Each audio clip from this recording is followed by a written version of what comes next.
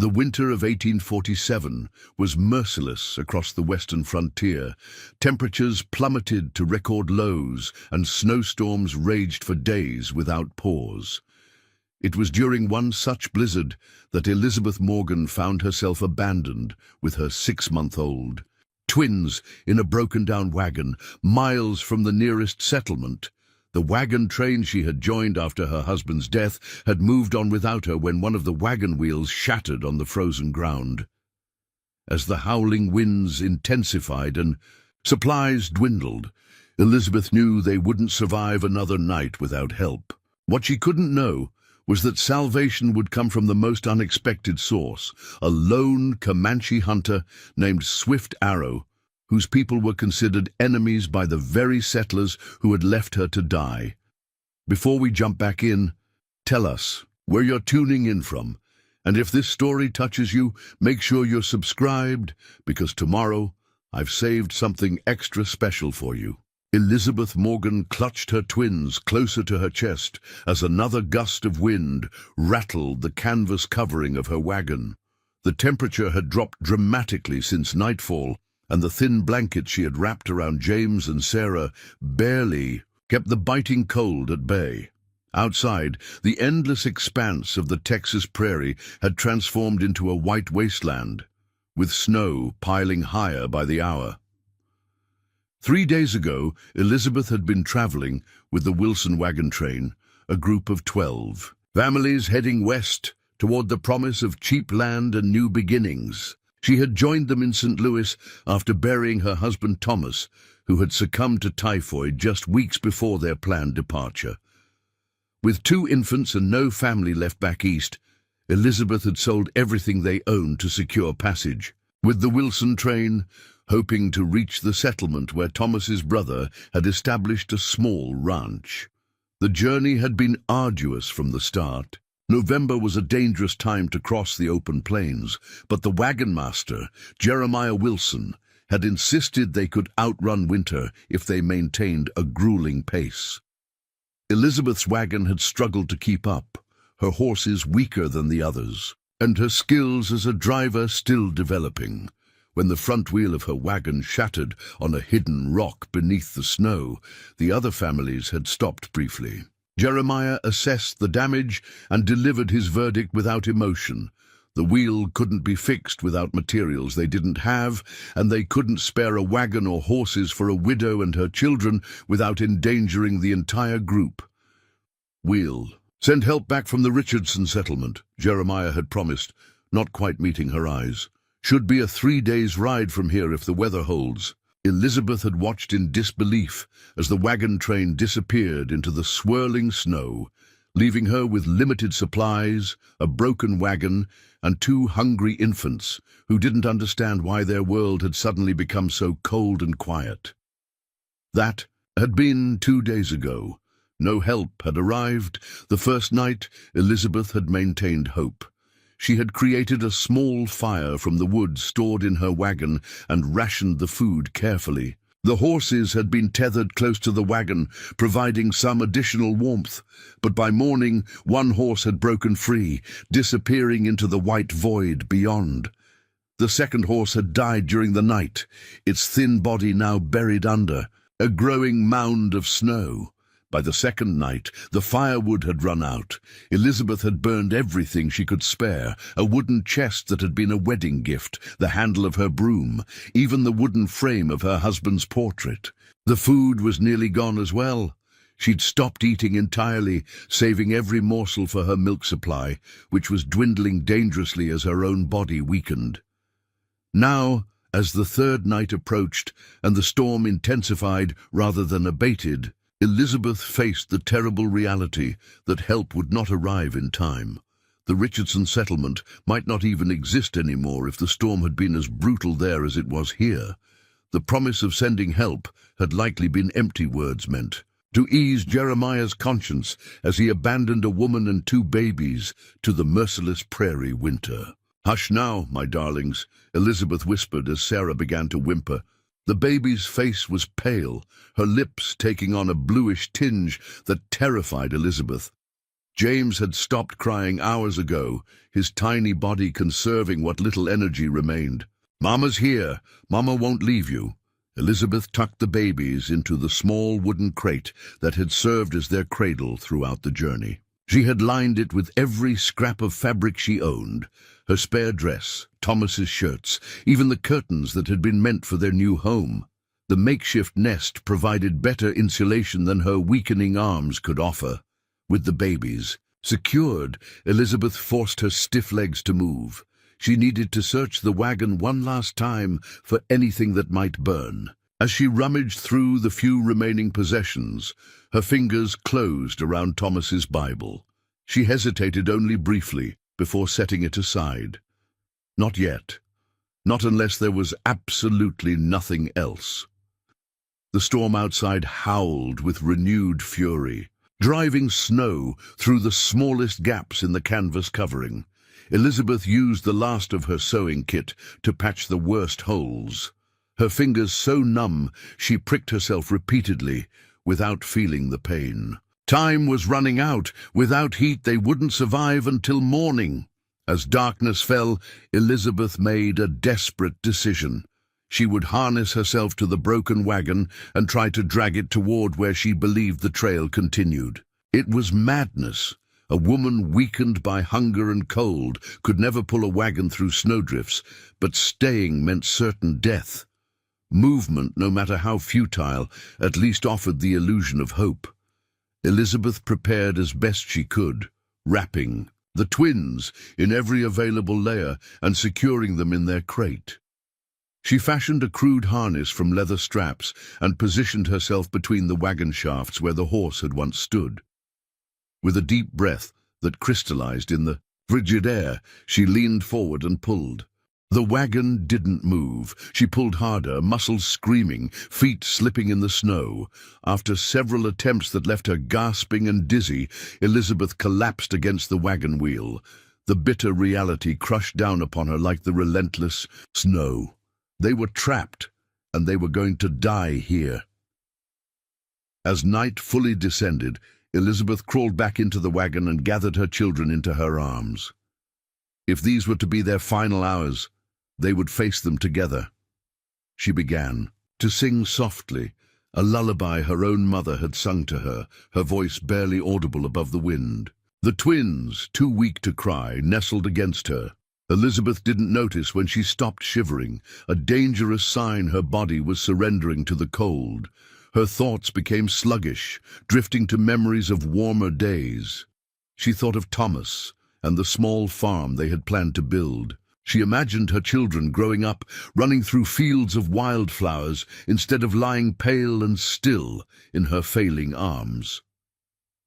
It was in this half-conscious state that Elizabeth first heard the sound, a rhythmic crunching of snow that her mind slowly recognized as footsteps. She struggled to rouse herself, wondering if she was hallucinating, but the sound continued, growing closer.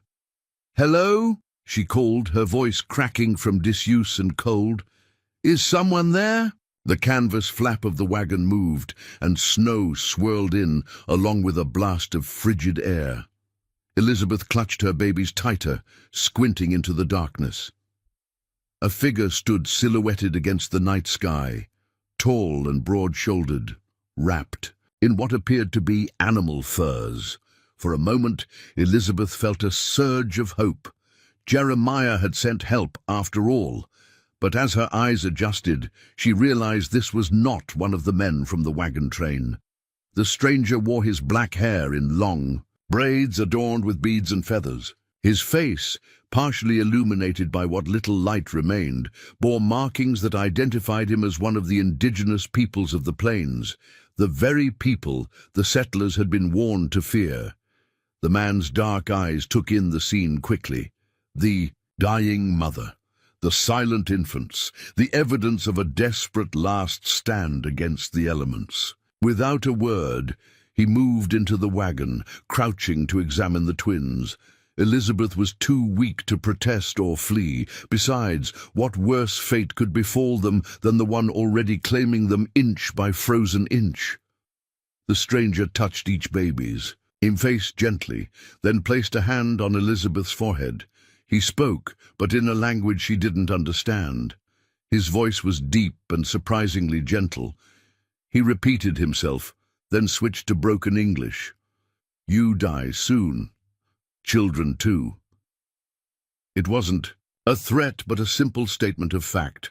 "My camp is near, come." Elizabeth struggled to comprehend his words through her cold-induced mental fog. This man was offering to save them? She had heard stories of the Comanche, none of them suggesting mercy toward white settlers. As if reading her thoughts, the man spoke again. "Choose, die here or chance with me." Put that way, there was no choice at all. Elizabeth nodded weakly. With efficient movements, the stranger gathered the twins, securing them inside his fur coat against his chest.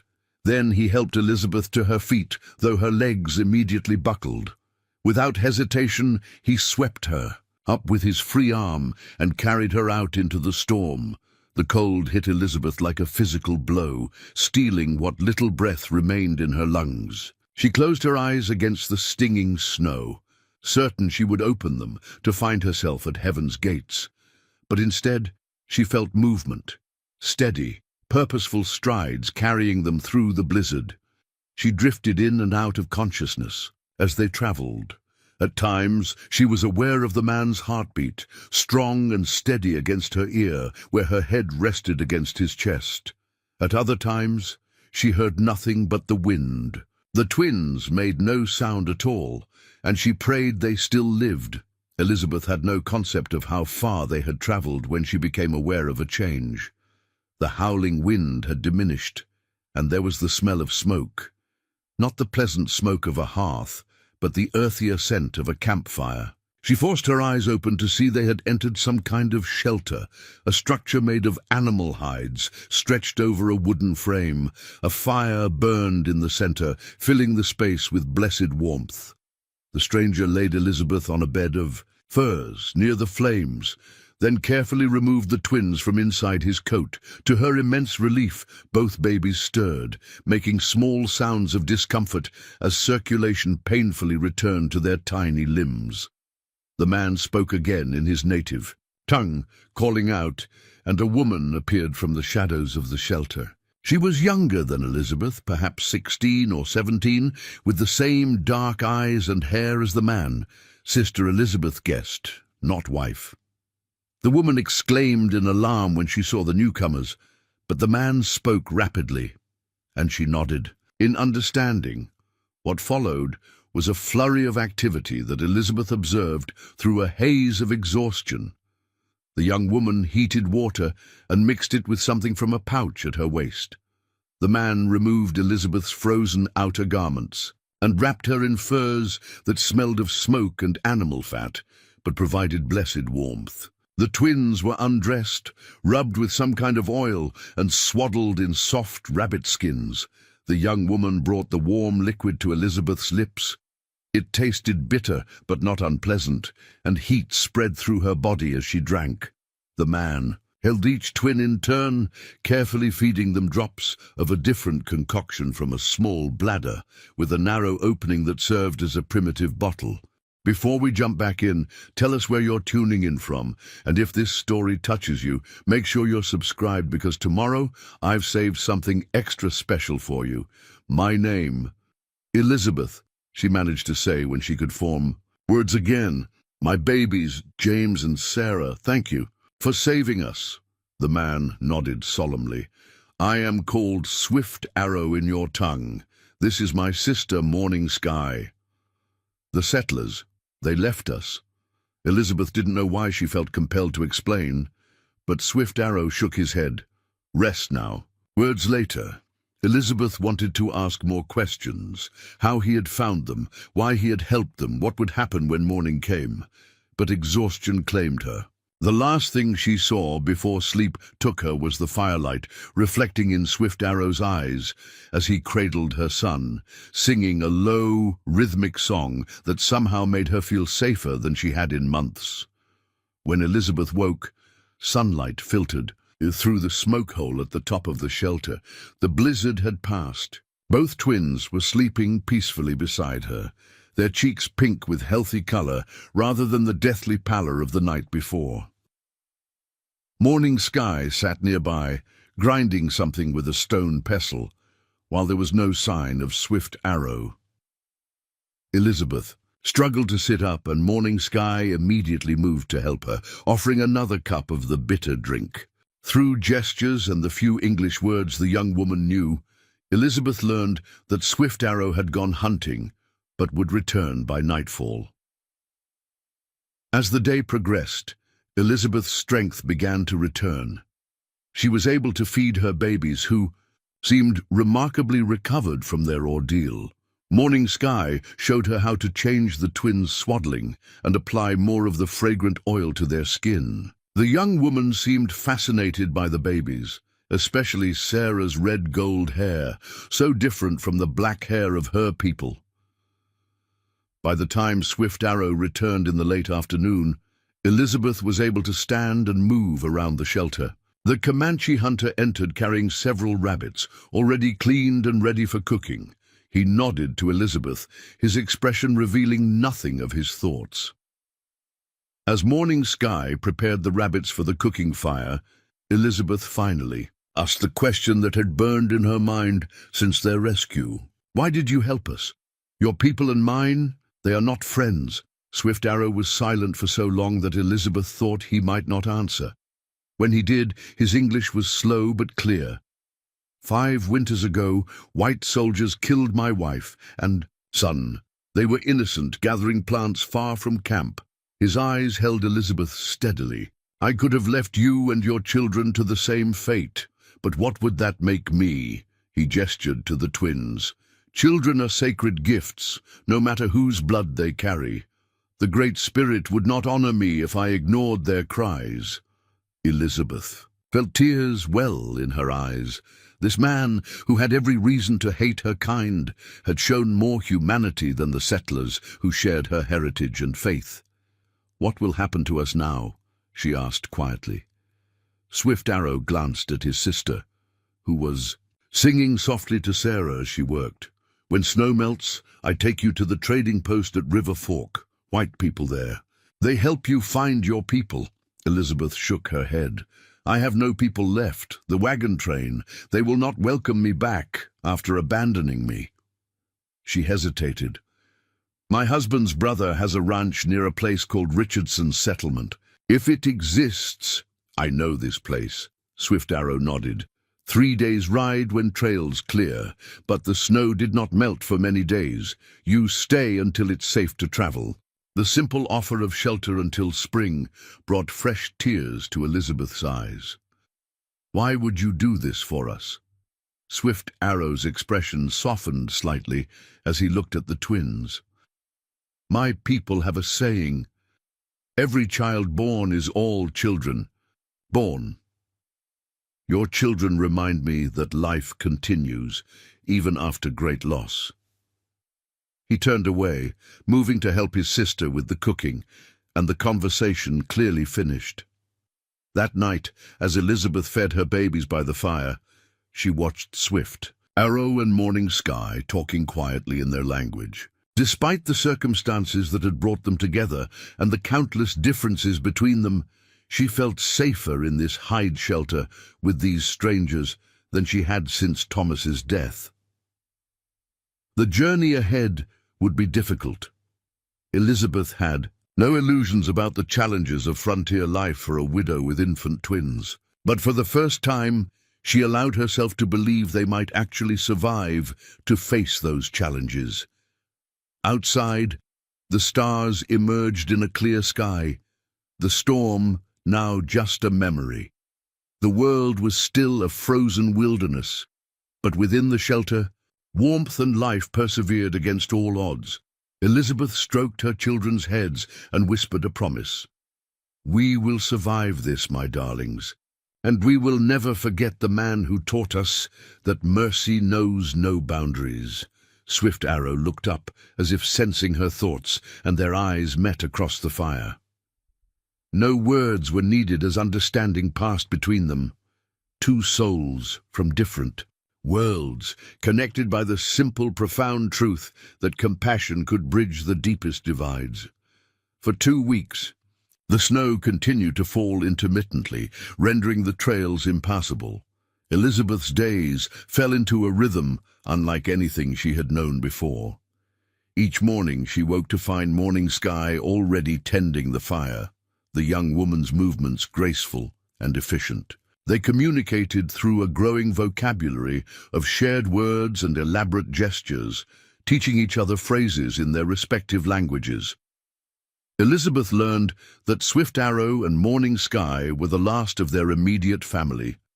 Their parents had died from a sickness that had swept through their band 3 winters ago, and Swift Arrow had chosen to live apart from the main Comanche camps after losing his wife and child. Morning Sky had refused to leave her brother, forsaking potential marriages to remain by his side.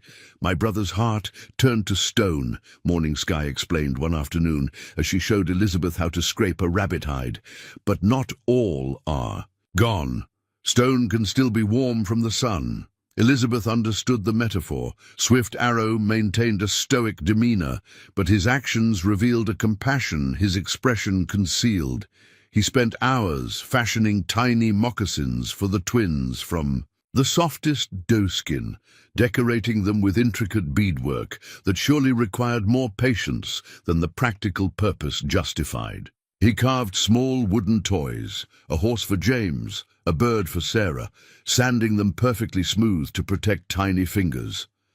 When not hunting or maintaining their shelter, Swift Arrow would sit silently, watching the twins as they grew stronger. Each day, sometimes, when he thought Elizabeth was sleeping, he would speak to them in his native tongue, his voice low and melodic. Elizabeth never asked what he said to them. Some things were too private, too sacred to intrude upon. By the beginning of the 3rd week, the twins had fully recovered from their ordeal. They had grown plump on a diet of Elizabeth's milk, supplemented by a nutritious broth Morning Sky prepared from various plants and dried berries she had stored for winter. James had developed a particular attachment to Swift Arrow, ceasing his, crying immediately whenever the Comanche hunter picked him up. "He knows strength," Swift Arrow commented when Elizabeth remarked on this. "Men recognize men." It was the closest thing to a jest she had heard from him, and Elizabeth found herself smiling more often as the days passed. The grief of Thomas's death remained, but it had been joined by a new emotion, gratitude for this unexpected second chance at life. The first real thaw came suddenly. One morning Elizabeth woke to the sound of water dripping from the edges of the shelter. Swift Arrow announced it was time to prepare for the journey to Richardson's settlement. 3 days if the weather holds, he explained as he laid out supplies. Longer if snow returns. Elizabeth watched him work, a knot forming in her stomach. She had grown accustomed to the safety of this temporary home, to Morning Sky's friendship and Swift Arrow's quiet presence. The prospect of returning to the white settlements filled her with uncertainty rather than relief. "What if—" she began, then faltered. Swift Arrow looked up, waiting. "What if my husband's brother won't take us in?" It was a fear she had carried silently. Thomas had not parted on good terms with his brother William. They had quarreled over inheritance, and the last letter Thomas had received from William had been cold, perfunctory. Elizabeth had never met her brother-in-law, and now she was about to arrive on his doorstep, an unexpected widow with 2 hungry mouths to feed. Swift Arrow considered her words carefully. "Then you return with us until spring proper. Find a different settlement." The simple offer loosened the knot in Elizabeth's chest. She nodded gratefully. Morning Sky spent the day preparing provisions for their journey, pemmican made from dried buffalo meat and berries, flatbread cooked on hot stones, and a special mixture for the twins that could be reconstituted with water.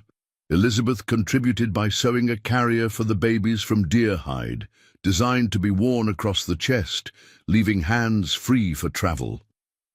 That evening, as they shared a final meal in the shelter that had been their sanctuary, Elizabeth found herself fighting tears. Morning Sky noticed and took her hand, squeezing it gently. "You are sister now," she said simply. "Always welcome at our fire." Elizabeth squeezed back, unable to express how deeply those words touched her. In the span of a few weeks, these strangers had become more family to her than any blood relation she had left in the world. At dawn, they set out. Swift Arrow had fashioned a travois, a triangular frame of poles with a hide platform stretched between them that could be pulled by his horse. Elizabeth and the twins rode on the travois, while Swift Arrow led the horse on foot. Morning Sky walked alongside, occasionally reaching over to adjust the twins' blankets or offer Elizabeth water from a skin bag. The landscape was transformed by the thaw. What had been an endless expanse of white was now revealed as rolling prairie interspersed, with stands of cottonwood trees following the course of frozen streams. Swift Arrow set a steady pace, his moccasined feet finding the firmest ground with unerring accuracy. They made camp that night in a small grove that provided shelter from the wind. Swift Arrow constructed a temporary lean-to, and they huddled together for warmth. The twins, soothed by the day's steady motion, slept deeply despite the unfamiliar surroundings. "Tomorrow we cross into territory where white men hunt," Swift Arrow informed Elizabeth as they watched the fire. "Better if I am not seen." Elizabeth understood the implication. A Native American traveling with a white woman would raise questions, dangerous questions. "What should I tell people if we're discovered? About how I survived?" Swift Arrow's expression remained impassive. "Truth is a weapon sometimes. Silence is a shield other times. You decide which serves you better." She nodded, considering his wisdom. The truth that a Comanche warrior had shown more humanity than her own people might not be received well in the settlements. Yet the thought of denying Swift Arrow's role in their salvation felt like a betrayal. "I won't deny what you've done for us," she said firmly. "Whatever consequences come." Something flickered in Swift Arrow's eyes. Respect, perhaps. He nodded once and turned his attention back to the fire. The second day brought them to a small river, swollen with melting snow, but still partially frozen along the edges. Swift Arrow spent an hour searching for the safest crossing point, finally selecting a shallow ford where the current ran less fiercely. Leading the horse carefully, he guided them into the frigid water. The horse balked midway, sensing the power of the current. Morning Sky immediately waded in to help, the water reaching her waist. Together, she and her brother urged the frightened animal forward, while Elizabeth clutched the twins tightly, ready to lift them high if the travois dipped too low. They had nearly reached the opposite bank when Morning Sky lost her footing on the slippery riverbed. The current swept her downstream instantly, her startled cry cut short as she went under. Without hesitation, Swift Arrow released the horse and dove after his sister, powerful strokes carrying him through the churning water. Elizabeth watched in horror as both disappeared around a bend. The horse, sensing its freedom, scrambled up the riverbank, dragging the travois, with Elizabeth and the twins still aboard, roughly onto land. The jarring motion sent the babies into frightened wails, but Elizabeth barely registered their cries. Her eyes remained fixed on the river, searching desperately for any sign of her rescuers. Long minutes passed with no sign of either Comanche.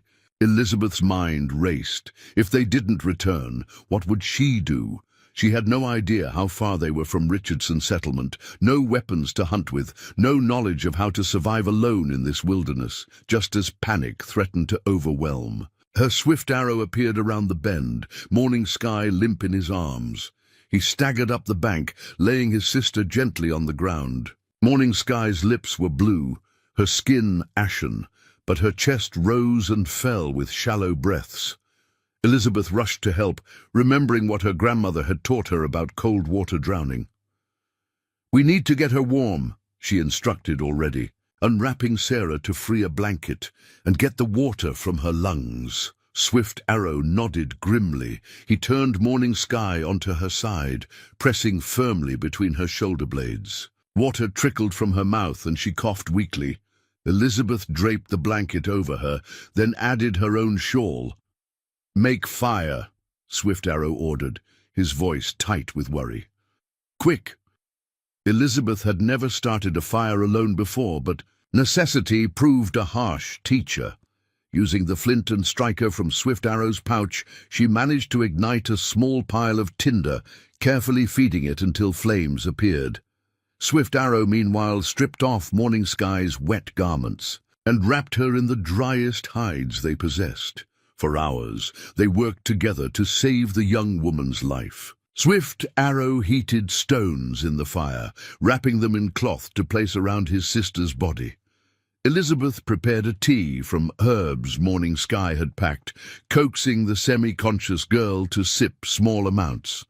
The twins, sensing the gravity of the situation, remained unusually quiet in their makeshift cradle of saddlebags. By nightfall, Morning Sky's condition had improved enough that her brother allowed himself a moment's rest. He sat heavily beside the fire, exhaustion etched in every line of his face.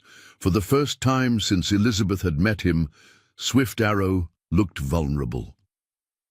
"She is all I have left," he said softly, eyes fixed on his sister's sleeping form. "I know," Elizabeth replied, thinking of her own children. "And you risked her to save us." Swift Arrow shook his head. Was her choice to come, always her choice. He looked directly at Elizabeth. She said, "Your babies remind her of hope, worth the risk." A lump formed in Elizabeth's throat. "Rest now," she urged. "I'll watch over her." To her surprise, Swift Arrow nodded and stretched out near the fire. Within minutes, his breathing deepened into sleep. Elizabeth settled herself between Morning Sky and the twins, prepared for a long night of vigilance. Morning brought improvement. Morning Sky awoke with a fever, but was lucid enough to take broth and speak a few words. The river crossing had cost them precious time, however, and Swift Arrow announced they would need to journey for 2 more days rather than 1 to reach their destination. "You should continue without me," Morning Sky insisted when she learned of the delay. "Leave me with supplies. Return after taking them to the settlement." Both Swift Arrow and Elizabeth immediately rejected this suggestion. "We continue together. When you're stronger," her brother said with finality. They remained at the riverside camp for 2 additional days, while Morning Sky recovered enough to travel. During this time, Swift Arrow taught Elizabeth basic survival skills: how to identify animal tracks, which plants were safe to eat, how to navigate by sun and stars. Elizabeth absorbed every lesson eagerly, aware that such knowledge might mean the difference between life and death on the frontier. On the morning of the 5th day since leaving their winter shelter, they resumed their journey. Morning Sky was well enough to ride the horse, with Swift Arrow now pulling the travois, carrying Elizabeth and the twins. The delay meant their food supplies were running dangerously low, but Swift Arrow managed to snare 2 rabbits that evening, providing a much-needed fresh meal. The following day, they caught sight of smoke rising in the distance. Chimney smoke, Swift Arrow confirmed, from permanent structures. They had reached the outskirts of Richardson settlement. Swift Arrow halted their progress in a small copse of trees. "I go no further," he stated. "Not safe for me near White Settlement." Elizabeth had expected this, but still felt a pang of sorrow. "How will I find you again if things don't go well with William?" "Follow Creek north for 2 days," Swift Arrow instructed, pointing to a small stream nearby. "We camp there until the full moon. If you do not come by then, we move to summer hunting grounds." Morning Sky dismounted carefully, still weak from her ordeal.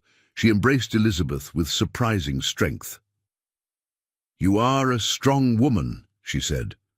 "Stronger than you know." Elizabeth returned the embrace, then watched as Morning Sky did the same, with each twin whispering something in her native tongue that sounded like a blessing. When she stepped back, her eyes shone with unshed tears. Swift Arrow approached last. He stood before Elizabeth, his expression once again the impassive mask she had first encountered in the blizzard. But his eyes held warmth that belied his stoic demeanor. "The Great Spirit guided me to you in the snow," he said. "Perhaps it was to teach us both that enemies can become family when hearts are open." Elizabeth reached for his hand, gripping it firmly. "You will never be my enemy, Swift Arrow. My children and I owe you our lives, and that can never be repaid." His mouth quirked in what might have been the ghost of a smile. "Not debt, gift. Remember this when you tell your children of their beginnings." With that, he handed Elizabeth a small leather pouch.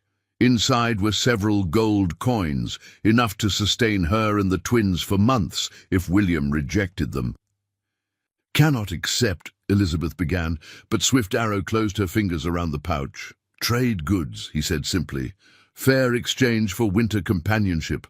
Elizabeth knew it was far more than that, but she accepted with a nod, understanding this was his way of ensuring her children's security without challenging her pride.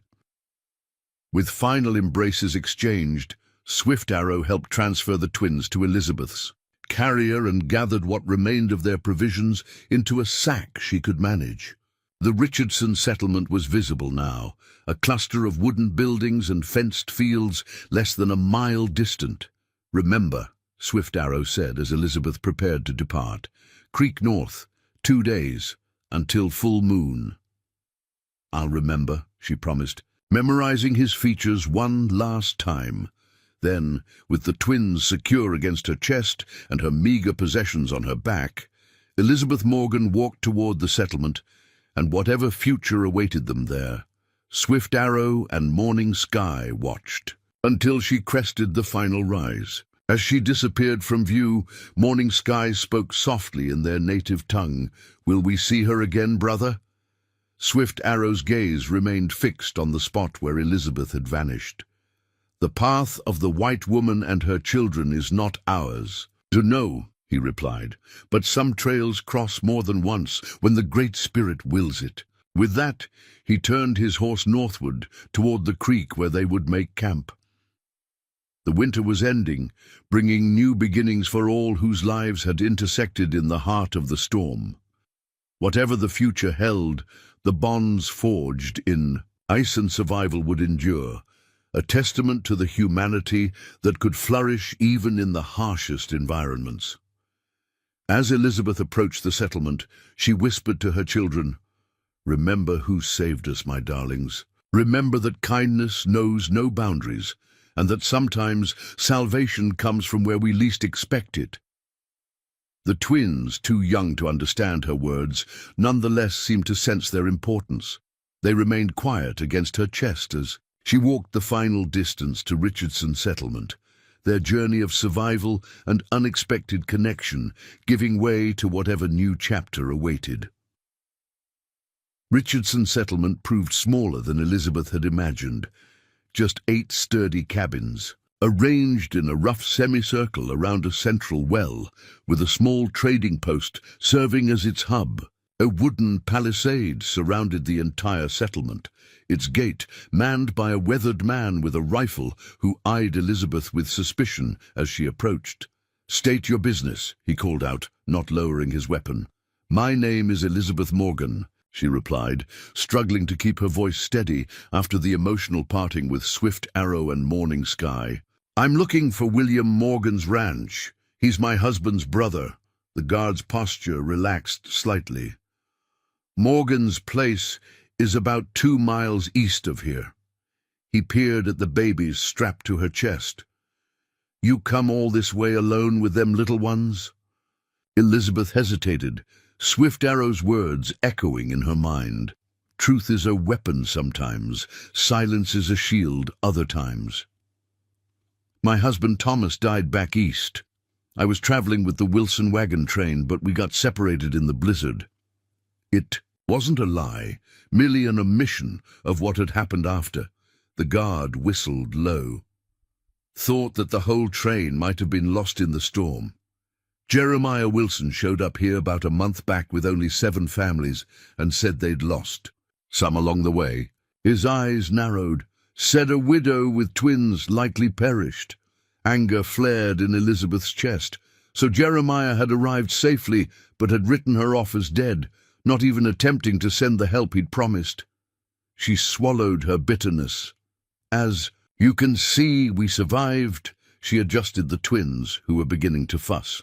Could you direct me to my brother-in-law's ranch? The guard, whose name she learned was Silas Abernathy, offered her water from his canteen and pointed out the trail that would lead to William Morgan's property. It's the place with the red barn. Can't miss it. But he hesitated. You should know William's changed since settling out here. Lost his wife Martha to fever last fall. Keeps to himself mostly now. Elizabeth thanked him for the warning and began the final leg of her journey.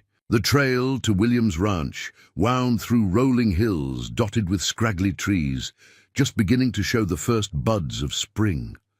The twins, tired from the day's travel, dozed against her chest, their warm weight both comforting and exhausting.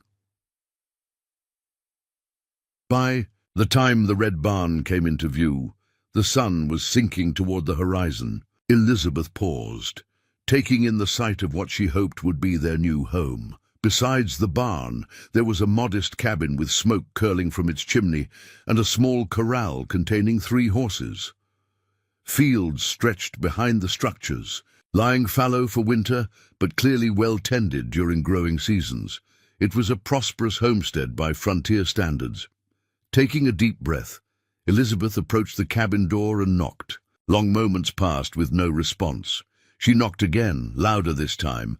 Finally the door swung open, revealing a tall man with the same square jaw and grey eyes as Thomas, though his face was leaner, hardened by frontier life, and, she guessed, a grief. William Morgan stared at her in confusion, then at the babies.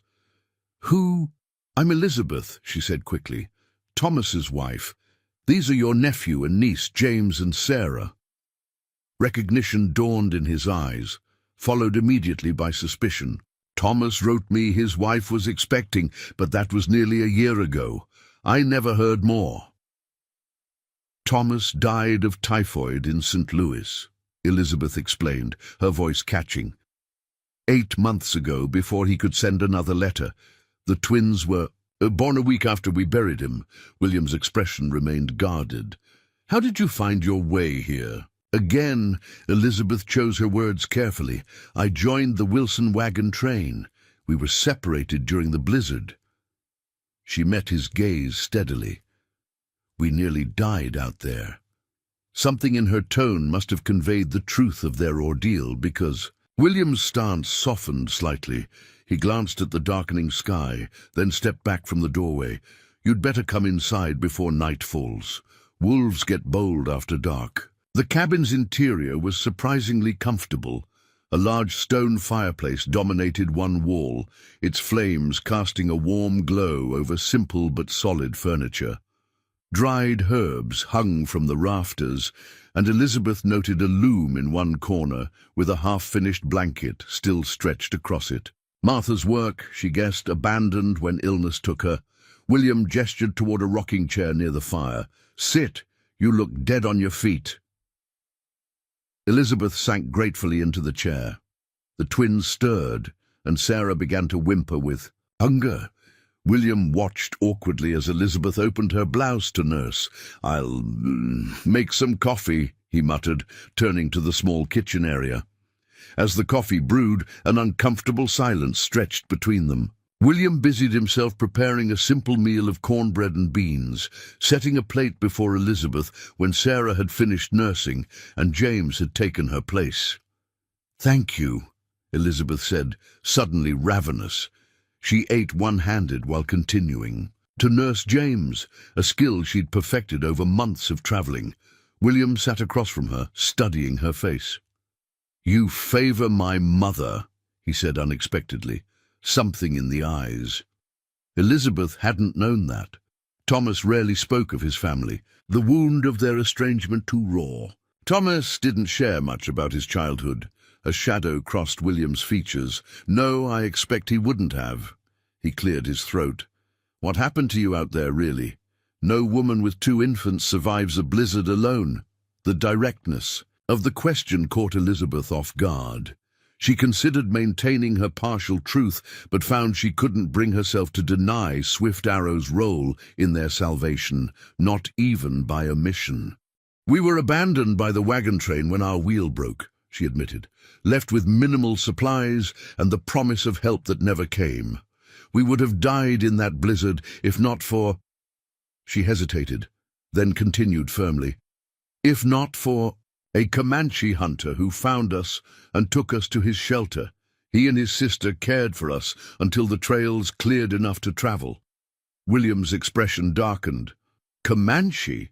You trusted your life and my brother's children to savages." "They're not savages," Elizabeth retorted, her exhaustion giving way to indignation. "They saved us when our own people left us to die. Swift Arrow could have killed us or left us to the elements, and no one would ever have known. Instead, he carried us through a blizzard and shared his food and shelter for weeks." William looked skeptical. "If that's true, why would he help you?" Elizabeth adjusted James, who had finished nursing and now gazed contentedly at the dancing flames in the fireplace. "He said children are sacred gifts, no matter whose blood they carry." That statement seemed to unsettle William. He fell silent, staring into his coffee cup as if seeking answers there. Finally, he sighed heavily. "Thomas and I parted on bad terms. Did he tell you that?" Elizabeth nodded. "He mentioned a disagreement over your inheritance, but not the details." William's laugh held no humor. "Is that what he called it? Our father left the St. Louis business to Thomas and the frontier land claim to me. Thomas thought I'd been cheated, demanded half the business profits in exchange for my labor developing this land." He shook his head. "I refused, told him I wanted a clean break from city life, not a partnership managed from hundreds of miles away." "I didn't know," Elizabeth said softly, understanding better now why Thomas had been reluctant to seek his brother's help when their finances faltered. "After her pregnancy, would it have changed your decision to come here?" William asked bluntly. Elizabeth considered the question. "No," she decided. The twins deserved to know their family, whatever past quarrels existed between their father and uncle. William nodded, seemingly satisfied with her answer. "You can stay," he said, as if coming to a decision. "At least until you decide what you want to do. The bedroom at the back was Martha's sewing room, but there's a bed there." "Thank you," Elizabeth said, relief flooding through her. She had feared being turned away, forced to return to Swift Arrow's camp and impose further on his generosity. "Don't thank me yet," William warned. "Life out here is hard, especially for a woman alone with young ones. The land demands constant work, and danger lurks beyond our boundaries. Indians, wild animals, outlaw gangs, all threats you'll need to learn to handle." "I'm not afraid of hard work," Elizabeth assured him, "and I've learned more about survival in the past month than in all my previous years combined." William's eyes lingered on the twins. "They have Morgan blood. That counts for something." He stood, signaling an end to the conversation. "Get some rest. Morning comes early on a ranch." In the days that followed, Elizabeth settled into life at the Morgan homestead. True to William's warning, the work was constant and demanding. He expected her to pull her weight, and she did so without complaint, grateful for his grudging acceptance. She cooked meals, tended the garden Martha had established, and helped with the spring planting while carrying the twins in their hide carrier Swift Arrow had made. William remained taciturn, but Elizabeth occasionally caught him watching the babies with an expression that hinted at softening. One evening, nearly 2 weeks after her arrival, he returned from the fields to find her singing the same Comanche lullaby Morning Sky had taught her. He froze in the doorway, listening. "What tongue is that?" he asked when she finished. Elizabeth hesitated before answering truthfully. "Comanche. Morning Sky, Swift Arrow's sister, sang it to the twins when they were fussy." She expected anger or disapproval, but William merely nodded. Strange to hear it without gunfire accompanying it. He removed his hat and hung it by the door. "I fought Comanche raiders 3 summers ago when they attacked a neighboring ranch. Lost 2 good horses and nearly my life. Not all Comanche are raiders," Elizabeth said carefully, "just as not all white settlers are kind to those in need." William's mouth twitched. "Fair point." He sat at the table, unlacing his boots. "Your Comanche, Swift Arrow, he teach you anything useful besides lullabies?" The question surprised her. "Many things," she replied. "How to identify animal tracks, which plants are safe to eat, how to find water in seemingly dry places." "Show me tomorrow," William instructed. That knowledge could prove valuable, and so a new pattern emerged. During the day, Elizabeth worked alongside William, sharing the survival skills Swift Arrow had taught her while learning the necessities of ranch life from her brother-in-law. In the evenings, they sat by the fire as the twins slept. Gradually, filling in the gaps of their shared history, Elizabeth learned that William had loved Martha deeply, their childlessness a great sorrow.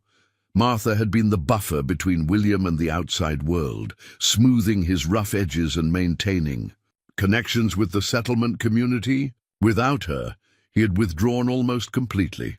For his part, William seemed increasingly interested in Elizabeth's time with the Comanche. His questions, initially skeptical, became genuinely curious. She told him about Morning Sky's knowledge, of healing plants, Swift Arrow's extraordinary tracking abilities, their deep spiritual connection to the land. "They don't think of owning the earth," she explained one evening. "They believe they belong to it, not the other way around." William considered this difficult philosophy to reconcile with fences and property deeds. "Yes," Elizabeth agreed. "I believe that's at the heart of much of the conflict between our peoples." The night of the full moon arrived, marking the deadline Swift Arrow had set. If Elizabeth didn't return to the creek camp by then, he and Morning Sky would depart for their summer hunting grounds. She stood at the window after William had retired, gazing at the luminous disk hanging low in the sky, and felt a pang of loss.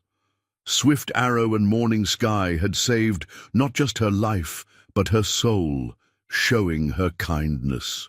When she had most needed it, they had become family in the truest sense of the word, and now they would vanish from her life as suddenly as they had entered it. Or so she thought. The following morning, William departed before dawn to mend fences on the far side of his property. Elizabeth was hanging laundry to dry, the twins napping in a basket nearby, when she noticed a figure at the edge of the woods that bordered the eastern pasture. Her heart leaped as she recognized Swift Arrow's distinctive silhouette. Glancing toward the trail to ensure William wasn't returning, Elizabeth hurried toward the tree line. Swift Arrow stepped from the shadows, his expression grave, but his eyes warming at the sight of her. "You did not come," he stated simply. "William, my brother-in-law, took us in," Elizabeth explained, emotions conflicting within her. Joy at seeing Swift Arrow again mingled with anxiety about being discovered. "He's been kinder than I expected." Swift Arrow nodded, accepting her decision. "The children are well?" "Yes, growing stronger every day." She hesitated, then added, "I've told William about you, about what you did for us. He was surprised, but not as hostile as I feared." Swift Arrow's eyebrows rose slightly. "This is unexpected. He wants to meet you," Elizabeth said, the words tumbling out before she could reconsider. "He asked me yesterday if there was a way to thank you properly for saving his brother's children." Swift Arrow studied her face, clearly searching for any sign of deception. White settlers and Comanche do not typically exchange pleasantries. No, Elizabeth agreed. But perhaps that's precisely why it matters that we try. After a long moment, Swift Arrow nodded once. Morning Sky has taken our people's summer camp. I will continue to hunt these lands for a while longer. He pointed to a tall oak at the edge of the property. If your brother by marriage truly wishes to meet, build a small fire beneath this tree when the sun touches the horizon. I will come. With that, he melted back into the forest before Elizabeth could respond. She stood still, heart racing at the possibility of building a bridge between these two men who had each in their own way saved her family. That evening, she told William of Swift Arrow's visit and his conditions for a meeting. She expected resistance, perhaps even anger at the Comanche's presence so near his property. Instead, William listened thoughtfully. "You trust this man with your life," he observed, "and the lives of my brother's children." "I do," Elizabeth confirmed without hesitation. William nodded. Decision made. "Then build the fire. I'll meet your Comanche hunter." As the sun began its descent, Elizabeth and William approached the designated oak tree, the twins bundled warmly against the evening chill. William carried his rifle, but, at Elizabeth's insistence, agreed to keep it unloaded as a gesture of good faith. They built a small fire and waited as daylight faded to dusk. Elizabeth began to worry that Swift Arrow had changed his mind or had been merely testing them. Then, as if materializing from the gathering shadows, he stood at the edge of the firelight, tall and imposing in his fringed buckskins. William tensed beside her, but remained seated, one hand resting on his unloaded rifle. Swift Arrow's gaze flicked to the weapon, then back to William's face. "I am Swift Arrow of the Quahadi Comanche," he said in his careful English. "You are the brother of Elizabeth's husband." William nodded. "William Morgan. These lands have been mine for 5 years now." A subtle acknowledgement passed between the men, both territorial, both cautious, both evaluating the other. "Elizabeth tells me you found her and the children in the blizzard," William continued, "that you took them in when they would have died otherwise." Swift Arrow inclined his head slightly. "Great Spirit guided me to them." "Well, I owe you a debt for that," William said gruffly. "My brother and I had our differences, but his children are my blood." Swift Arrow considered this. "Blood ties bind strong, like my sister to me." William seemed surprised by the personal reference. "Your sister, she helped care for them too?" "Morning Sky," Elizabeth interjected. "She taught me many things about raising children in this harsh land." An idea seemed to form in William's mind. "These lands between my property and the creek," he said to Swift Arrow. "You hunt them?" The Comanche nodded. "Good deer trails. Many rabbits. I've no use for that particular stretch," William said carefully.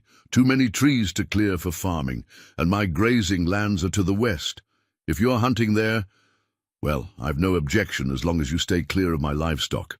Elizabeth held her breath, recognizing the significance of William's statement. He was essentially offering Swift Arrow hunting rights on land that by white settlers' law belonged to William, an unprecedented gesture of respect. Swift Arrow's expression revealed nothing, but he straightened slightly. "Fair arrangement. My people do not disturb your animals." William extended his hand, a universal gesture among his people. After a moment's hesitation, Swift Arrow clasped it firmly. "Perhaps," Elizabeth ventured cautiously, "Morning Sky might visit sometimes to see the twins?" The question hung in the air, laden with implications. Such an arrangement would be unheard of a Comanche woman freely visiting a white settlement. Yet neither man immediately rejected the idea. "Summer camp is 2 days' ride," Swift Arrow said eventually. "Morning Sky could come when the moon is half full each month, if you are welcome." William cleared his throat. "The children should know, those who saved them." He glanced at Elizabeth. "And my sister-in-law would benefit from female companionship." With those simple statements, an extraordinary agreement was forged beneath the spreading oak, not a formal treaty between peoples, but a personal understanding between individuals whose lives had become unexpectedly intertwined. As they talked, further, working out the practicalities of their arrangement, Elizabeth gazed at her twins, now sleeping peacefully despite the unusual circumstances. They would grow up in a world of boundaries and divisions, but they would also know firsthand that those boundaries could be crossed through courage and compassion. The fire crackled between the unlikely gathering, a frontier rancher, a Comanche, hunter, a widowed mother, and two infants unaware of the historical significance of this meeting. Above them, stars emerged in the vast Texas sky, bearing witness to a fragile new beginning, born from the harshest of winters.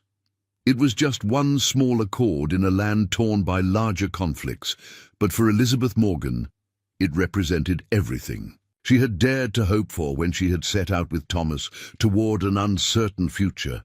A place where her children could grow safely, surrounded by people who valued them, in a community founded on mutual respect rather than fear.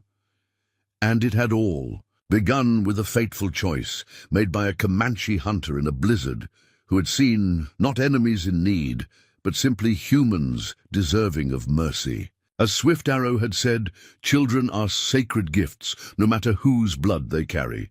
In honoring that truth, these unlikely allies had found common ground where none had seemed possible before. Spring surrendered to summer across the Texas frontier, bringing both bounty and challenge to the Morgan homestead. The agreement forged between William and Swift Arrow held firm through the changing seasons. True to his word, the Comanche hunter kept his distance from William's livestock, while William respected Swift Arrow's right to hunt the wooded areas bordering the eastern edge of his property.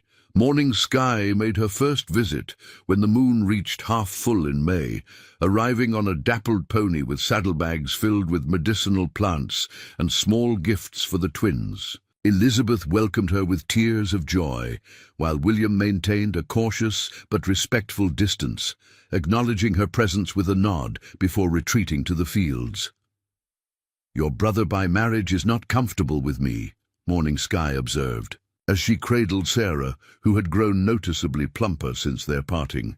"He's trying," Elizabeth replied, "which is more than most settlers would do." Morning Sky smiled. Small seeds grow into strong trees with time. The visits became a monthly ritual.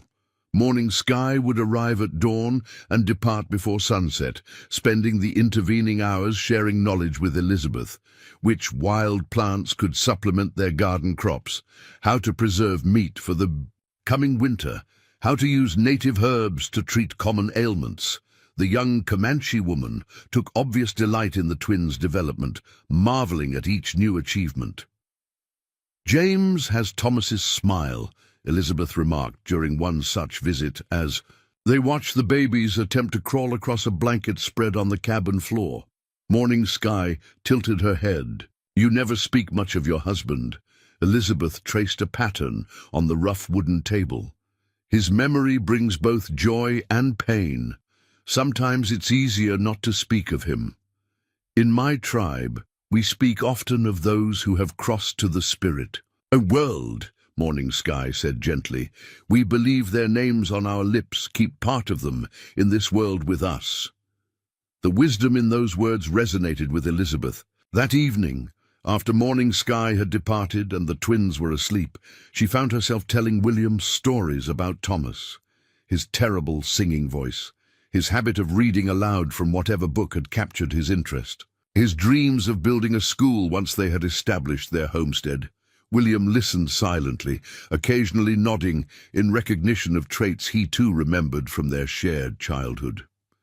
When she finished, he rose and retrieved a small, wooden box from a shelf.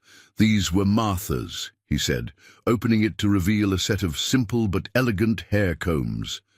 She would have wanted them used, not gathering dust as mementos. The gesture, small but significant, marked a turning point. William began to speak more freely of Martha, and Elizabeth shared more memories of Thomas. Gradually, the ghosts that had hovered between them found their proper place, not forgotten, but integrated into the fabric of their present lives rather than standing as barriers to moving forward. The first test of their unusual arrangement with Swift Arrow came in early summer when a band of raiders, white men, not Comanche, struck a homestead 10 miles north of the Morgan Ranch. The Richardson settlement buzzed with rumors and fear, many residents casting suspicious glances toward the wilderness beyond their palisade. Elizabeth was in the trading post, purchasing supplies, when she overheard Silas Abernathy organizing a patrol. "All able men with firearms," he announced to the gathered settlers, "will sweep the eastern woods. If it's Indians raiding again, they'll regret it." Elizabeth's heart sank. Swift Arrow often hunted those woods, and a trigger-happy patrol could easily mistake him for a raider. She hastened back to the ranch, where William was repairing a harness in the barn. "They're forming a patrol," she explained breathlessly. "They'll be searching the eastern woods tomorrow." William's expression darkened. "Fools, more likely to shoot each other than find any raiders." He set aside his work. "Swift Arrow needs to be warned." Elizabeth blinked in surprise. "You would warn him?" "A deal's a deal," William replied simply. "Besides, those raiders were white men by all accounts. Doesn't stop people from looking for Indians to blame." That evening, William himself built the small signal fire beneath the oak tree. Swift Arrow appeared as twilight deepened, listening gravely to William's warning. "White raiders move north," the Comanche observed, "following buffalo herds." William nodded. "Likely so, but the settlement men won't listen to reason when fear takes hold."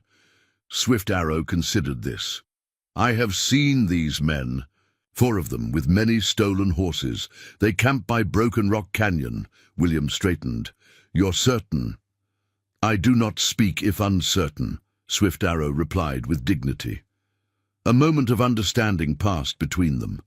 William extended his hand, which Swift Arrow clasped firmly. "I'll bring this information to the settlement tomorrow. It might prevent unnecessary bloodshed." The next day, William rode to Richardson and related what he'd learned about the raiders' location, carefully describing it as information from a reliable scout, rather than revealing his Comanche alliance. Silas was skeptical, but ultimately redirected the patrol toward Broken Rock Canyon, where they indeed discovered the raiders' camp. A brief skirmish ensued, ending with 2 raiders dead, 2 captured, and the stolen property recovered. William returned to the ranch a respected figure, having provided intelligence that proved crucial to resolving the threat. If anyone wondered about the identity of his scout, they kept their questions to themselves, grateful for the outcome. When Elizabeth asked if he was troubled by the partial deception, William shrugged. "Truth has many faces. I chose the one that served the greater good." As summer progressed, the twins thrived under the combined care of Elizabeth, William, and their monthly visits from Morning Sky. James, the more adventurous of the two, was soon pulling himself up on furniture and attempting his first wobbly steps. Sarah, though physically less advanced, displayed an uncanny awareness of her surroundings, her eyes tracking movements and her ears attuned to the slightest sounds. "She has the makings of a scout," Swift Arrow commented during a rare daytime visit when William was away at a cattle auction. He had brought a small deerskin dress for Sarah, elaborately beaded with symbols that Elizabeth recognized as protective patterns. "This will keep her safe when she begins to wander," he explained, handling the tiny garment to Elizabeth. For James, he had carved a miniature bow, not a toy, but a true training weapon scaled for small hands. "He is too young yet," Swift Arrow acknowledged, "but when the time comes, it will teach him patience and accuracy." Elizabeth accepted the gifts with deep gratitude, recognizing them as more than mere objects. Swift Arrow was offering the twins something of his heritage, a connection to the knowledge and traditions that had saved their lives. "I will make sure they understand the significance," she promised, "and who they come from." Swift Arrow nodded, his expression softening as he watched the twins play on the cabin floor. "They do not remember the snow that nearly claimed them. This is good. Children should not carry such memories." "But they should know who rescued them," Elizabeth insisted. "When they're old enough to understand, I'll tell them everything." Sudden commotion outside interrupted their conversation. The sound of approaching hoofbeats, followed by William's voice, calling Elizabeth's name with unusual urgency. Swift Arrow moved instinctively toward the rear door, but the front door flew open before he could retreat. William stood frozen in the doorway, taking in the scene. Swift Arrow in his cabin, Elizabeth and the twins sitting comfortably in his presence, as if it were the most natural thing in the world. For a tense moment, Elizabeth feared the fragile trust they had built would shatter. Then William simply nodded to Swift Arrow. "Good you're here. Saved me lighting a signal fire." He turned to Elizabeth. "Comanche riders have been spotted near River Creek. Not Swift Arrow's band, but others. The settlement's in an uproar." Swift Arrow's expression turned grave. "Kiowa Apache Alliance, perhaps. They have been moving into traditional Comanche hunting grounds to the north. Whatever the case, Silas and his men are forming another patrol," William explained. "This time, they won't be as discriminating about which Indians they shoot." Elizabeth clutched Sarah closer. "What should we do?" William and Swift Arrow exchanged glances, a silent communication passing between them. "Swift Arrow should return to his summer camp," William said firmly.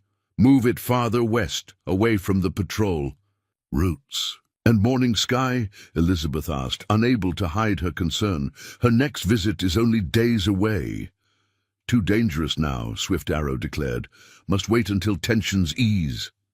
Elizabeth felt a profound sadness at the thought of the young woman staying away, but she understood the necessity. The twins had grown attached to Morning Sky's visits, as had she. "How long?" she asked. Swift Arrow looked to William, who sighed heavily. "Hard to say. These things either blow over quickly or escalate into something worse." "I need to warn my people," Swift Arrow said, moving toward the door. "Others may not know the danger." William hesitated, then made a swift decision. "Take my second-best horse. It's faster than traveling on foot, and time matters now." Both Elizabeth and Swift Arrow stared at him in shock. Lending a horse to a Comanche was unprecedented. Horses were valuable property, and many settlers still blamed indigenous peoples for horse thefts. William shrugged uncomfortably under their gaze. "Bring it back when you can, or don't, either. Way, your people's lives are worth more than a horse." Swift Arrow's expression reflected both surprise and a new level of respect. "I will return your horse when safe. This I promise." Within minutes, Swift Arrow had departed, riding westward on William's chestnut gelding. Elizabeth watched from the doorway until he disappeared from sight, wondering when they would see him or Morning Sky again. "That was a good thing you did," she told William as they returned inside. He busied himself by stoking the fire. Just practical. No sense in him being caught by some trigger-happy patrol when he could outride them.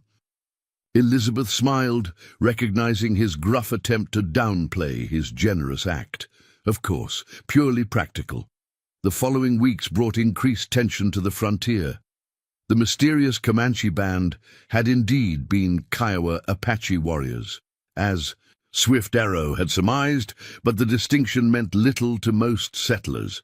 Patrols increased, and rumors spread of skirmishes between indigenous hunters and white homesteaders. William made regular trips to the settlement to gather news, returning with increasingly troubling reports. "They're talking about organizing a militia," he informed Elizabeth one evening, "requesting army support from the fort at San Antonio." Elizabeth paused in her task of mending one of William's shirts. "That would mean war," William confirmed grimly, "or something close to it. Certainly no place for peaceful arrangements like ours." The thought of Swift Arrow and Morning Sky caught in such a conflict filled Elizabeth with dread. There must be something we can do. William shook his head. This is bigger than us, Elizabeth. Forces have been building toward this for years. Our little understanding was just a momentary calm in a much larger storm. Despite his pessimistic assessment, William continued to build.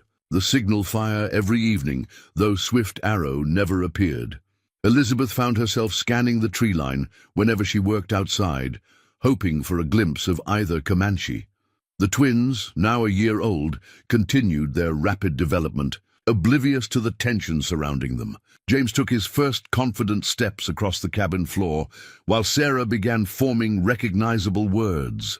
Elizabeth documented these milestones carefully in a journal, determined that Swift Arrow and Morning Sky would know what they had missed. If they returned, summer waned toward autumn, and still there was no word.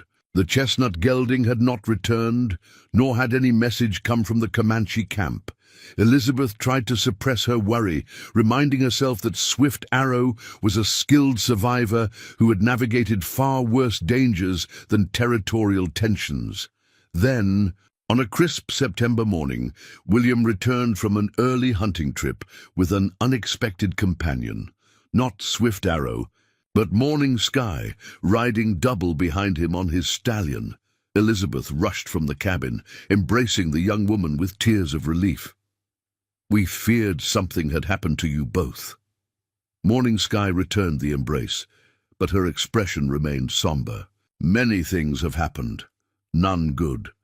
She glanced at William. "He found me at the old meeting place by the oak tree. I was leaving this." She held out a small deerskin pouch. Inside was a carved wooden amulet depicting a horse in full gallop, along with several eagle feathers. "Swift Arrow sends this message," Morning Sky explained. "The horse represents your brother by marriage's generosity. The eagle feathers are a promise of protection from above." "Protection?" Elizabeth echoed, confused. "What does he mean?" Morning Sky's eyes filled with tears. "Our band is moving south beyond the Nueces River. The army comes with many guns. The Kiowa Apache raids have given them an excuse to drive all our people from these lands." The news struck Elizabeth like a physical blow. "But that's hundreds of miles from here.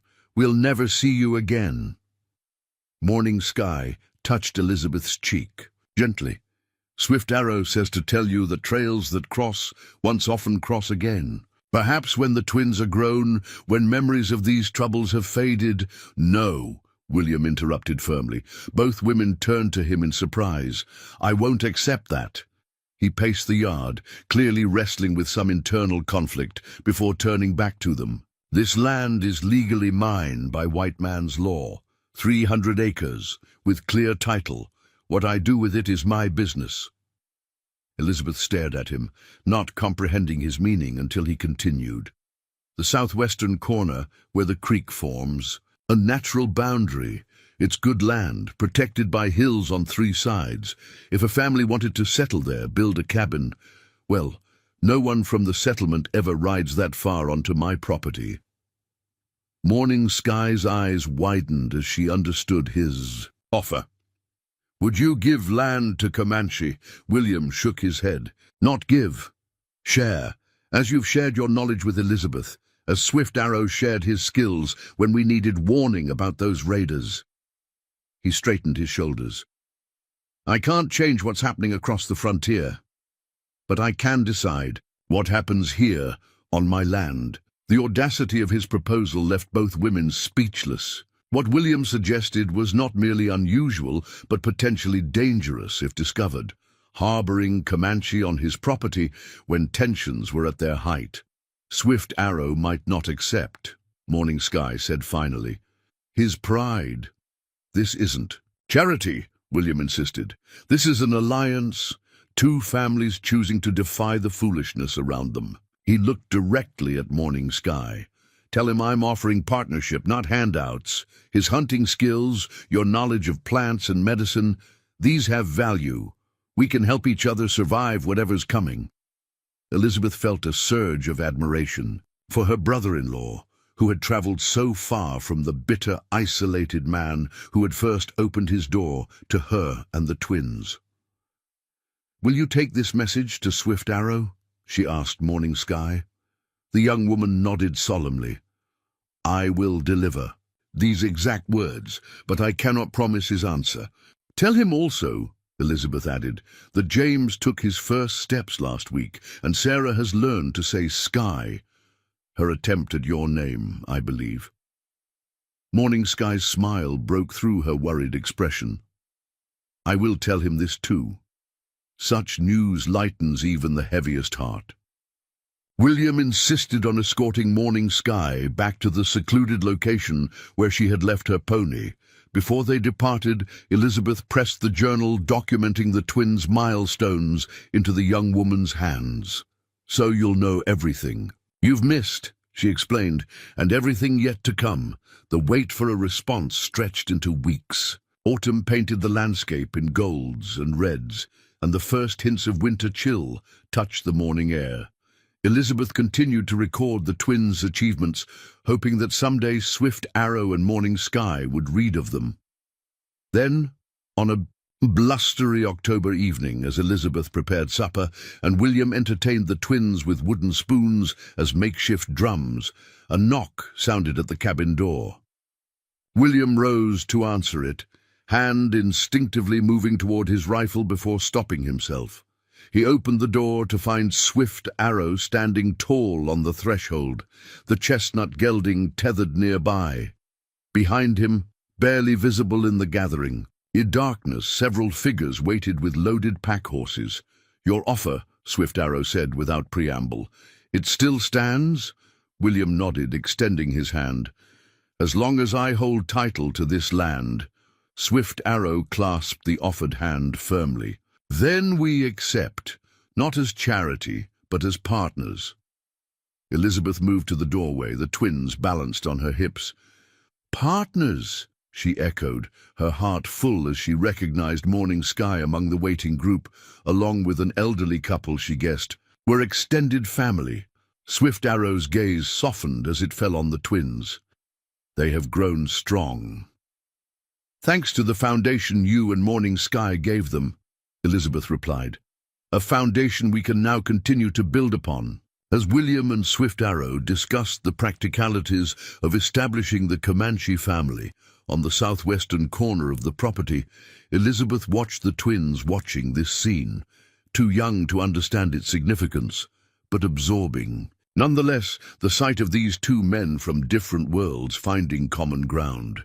One day, she would tell James and Sarah the full story of their extraordinary beginning, how a blizzard had nearly claimed them, how an unexpected act of mercy had saved them, and how that single act had rippled outward, transforming not just their fate, but the fates of all whose lives had intersected with theirs. For now, it was enough to see Swift Arrow once again cradling James in his strong arms while Sarah reached for Morning Sky with eager hands. The circle, that had begun in desperate circumstances, was becoming something new, not just survival, but the promise of a shared future where understanding might take root and grow. Outside, the wind picked up, carrying the first scattered snowflakes of the season, no longer harbingers of death, but simple reminders of where their journey together had begun. Elizabeth stepped onto the porch, lifting her face to the swirling white specks, and whispered a prayer of gratitude to whatever force had guided Swift Arrow's steps through that long-ago blizzard to find a desperate mother and her freezing twins. Snow that had nearly claimed them had instead given them a new family, one forged across boundaries of culture and history, and in that unlikely union lay seeds of hope for the twins' generation, hope that the divides separating peoples might someday be bridged by simple human compassion, one family at a time. Winter descended upon the frontier once more, though far less severely than the previous year. By mid-November, Swift Arrow and his small family group had constructed a sturdy lodge in the southwestern corner of William's property, nestled against the hills where a natural spring provided water even. In the coldest months, Elizabeth marveled at the efficiency of their building process. The entire dwelling took less than a week to complete, with every member of the group contributing specific skills. The elderly couple, whom Elizabeth learned were Morning Sky's maternal grandparents, Whitefeather and Stonewalker, possessed knowledge that spanned generations. Whitefeather, despite her advanced years, worked tirelessly preparing hides and weaving intricate baskets, while Stonewalker's weather predictions proved uncannily accurate, allowing them to prepare for each storm before it arrived. "My grandfather says cold will come early, but leave early this winter," Morning Sky translated one evening as the two families shared a meal in William's cabin. "Spring planting should begin before the moon of new leaves." William nodded thoughtfully. "That matches what my father taught me about weather patterns. When the squirrels gather extra nuts in early fall, winter hits hard but passes quickly." Stonewalker smiled when this was translated, pleased by the validation of his wisdom. These shared meals had become a weekly tradition, alternating between William's cabin and the Comanche lodge. The arrangement allowed the twins to grow comfortable in both environments, while providing an opportunity for cultural exchange that benefited everyone. For William's part, the decision to shelter Swift Arrow's family had required adjustments. He limited his visits to the Richardson settlement, concerned that loose talk might lead to uncomfortable questions about the southwestern corner of his property. When he did venture into town for supplies or news, he carefully maintained the persona of the solitary rancher, mentioning only Elizabeth and the twins as his family unit. Elizabeth noticed that despite these precautions, William seemed more at ease than she had ever seen him. The bitter grief that had marked his features when she first arrived had softened, and he occasionally even laughed, a deep, rusty sound that suggested long disuse. "You're different," she observed one night, after the twins had been put to bed and the Comanche family had returned to their lodge. "Happier, I think." William stared into the fire. "Martha always said I needed people around me, though I fought against the idea." He poked at a log with the iron poker. "Turns out she was right, as usual. She would approve of what you've done." "Here," Elizabeth offered gently. "Maybe," William conceded, "though I doubt she'd have predicted I'd find community with Comanche." His mouth quirked in a half-smile. "Life takes strange turns." Indeed it did, Elizabeth reflected. Had anyone told her a year ago that she would be living on a Texas ranch with her brother-in-law and a Comanche family, she would have thought them mad. Yet here they were, forging connections that defied the broader conflicts engulfing the frontier. The first real test of their arrangement came in December, when a group of hunters from the Richardson settlement strayed onto the northern edge of William's property. William intercepted them before they could venture further south, greeting them with his rifle casually but visibly resting in the crook of his arm. "You're trespassing, gentlemen," he informed them coolly. Silas Abernathy, leading the group, raised his hands in a placating gesture. "No harm intended, Morgan, tracking a buck that crossed your fence line." "My land, my dear," William replied, evenly. "You should be more careful about respecting property boundaries, especially in these tense times." Silas narrowed his eyes. "Speaking of which, Patterson claims he saw smoke rising from those hills on your southwestern acres. You got squatters?" William's expression remained impassive. "Just clearing some brush for spring planting. Land needs fire sometimes to stay healthy." The explanation seemed to satisfy most of the men, but Silas lingered as the others turned their horses. "Strange you'd be clearing land so far from your main fields," he remarked, "and in winter no less." "Strange you'd be so interested in my land management practices," William countered, "unless you're looking to buy, which I'm not looking to sell." The confrontation ended with Silas departing, but Elizabeth noticed William posting Swift Arrow's teenage nephew, Circling Hawk, as a lookout on the ridge overlooking the approach to the hidden valley. The young man's exceptional eyesight and ability to move silently through the trees made him an ideal sentinel. "Silas has always been too curious for his own good," William muttered as he returned from establishing the watch rotation. "We need to be more careful about the smoke from the lodge. Maybe Stonewalker can advise on how to make it less visible." Despite these precautions, the days fell into a peaceful rhythm. The twins, now toddling confidently, divided their time between both dwellings, absorbing words from both languages and developing a unique blend of cultural awareness. Sarah, in particular, became fascinated by Whitefeather's basket weaving, sitting for hours watching the elderly woman's gnarled fingers create intricate patterns from simple reeds. James, meanwhile, shadowed Swift Arrow whenever possible. By his 15th month, the boy could identify different animal tracks in the snow and mimic the calls of several birds with startling accuracy. William observed these developments with a mixture of pride and bemusement. "That boy's more Comanche than white man some days," he commented to Elizabeth one evening. Thomas would hardly recognize his son. Elizabeth considered this. "I think Thomas would be pleased. He always valued practical knowledge over book learning." She watched James demonstrating a wolf howl he had learned from Swift Arrow. "Besides, there's time for both worlds. The twins won't lack for either heritage." January brought heavy snows that isolated the ranch from the settlement for nearly 3 weeks. Far from creating hardship, the enforced seclusion allowed both families to deepen their connections without fear of discovery. Stonewalker taught William traditional methods for predicting weather changes by observing subtle shifts in animal behavior and cloud formations. Swift Arrow shared hunting techniques that William admitted were superior to those he had used for years. In return, William introduced Swift Arrow to the mechanics of his small forge, where he fabricated simple tools and repaired metal implements. The Comanche hunter proved an apt pupil, quickly grasping the principles of metalworking and suggesting improvements to certain tools based on his own needs.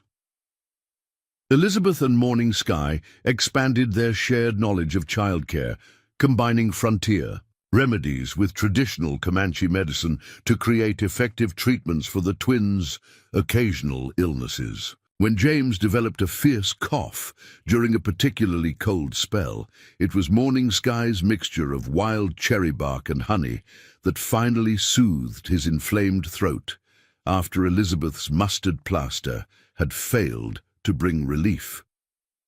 2 medicines, better than one, Morning Sky observed as James finally slept peacefully. 2 mothers also. The simple statement touched Elizabeth deeply. Morning Sky had indeed become a second mother to the twins, her gentle guidance and unconditional love helping to fill the void left by their father's absence. February brought the first hints of thaw, Chinook winds sweeping down from the north, to temporarily melt the snow before fresh flurries replaced it. During one such warm spell, William announced his intention to ride into the settlement for supplies and news. "We're running low on coffee and salt," he explained, "and I should show my face before people start wondering if we survived the winter."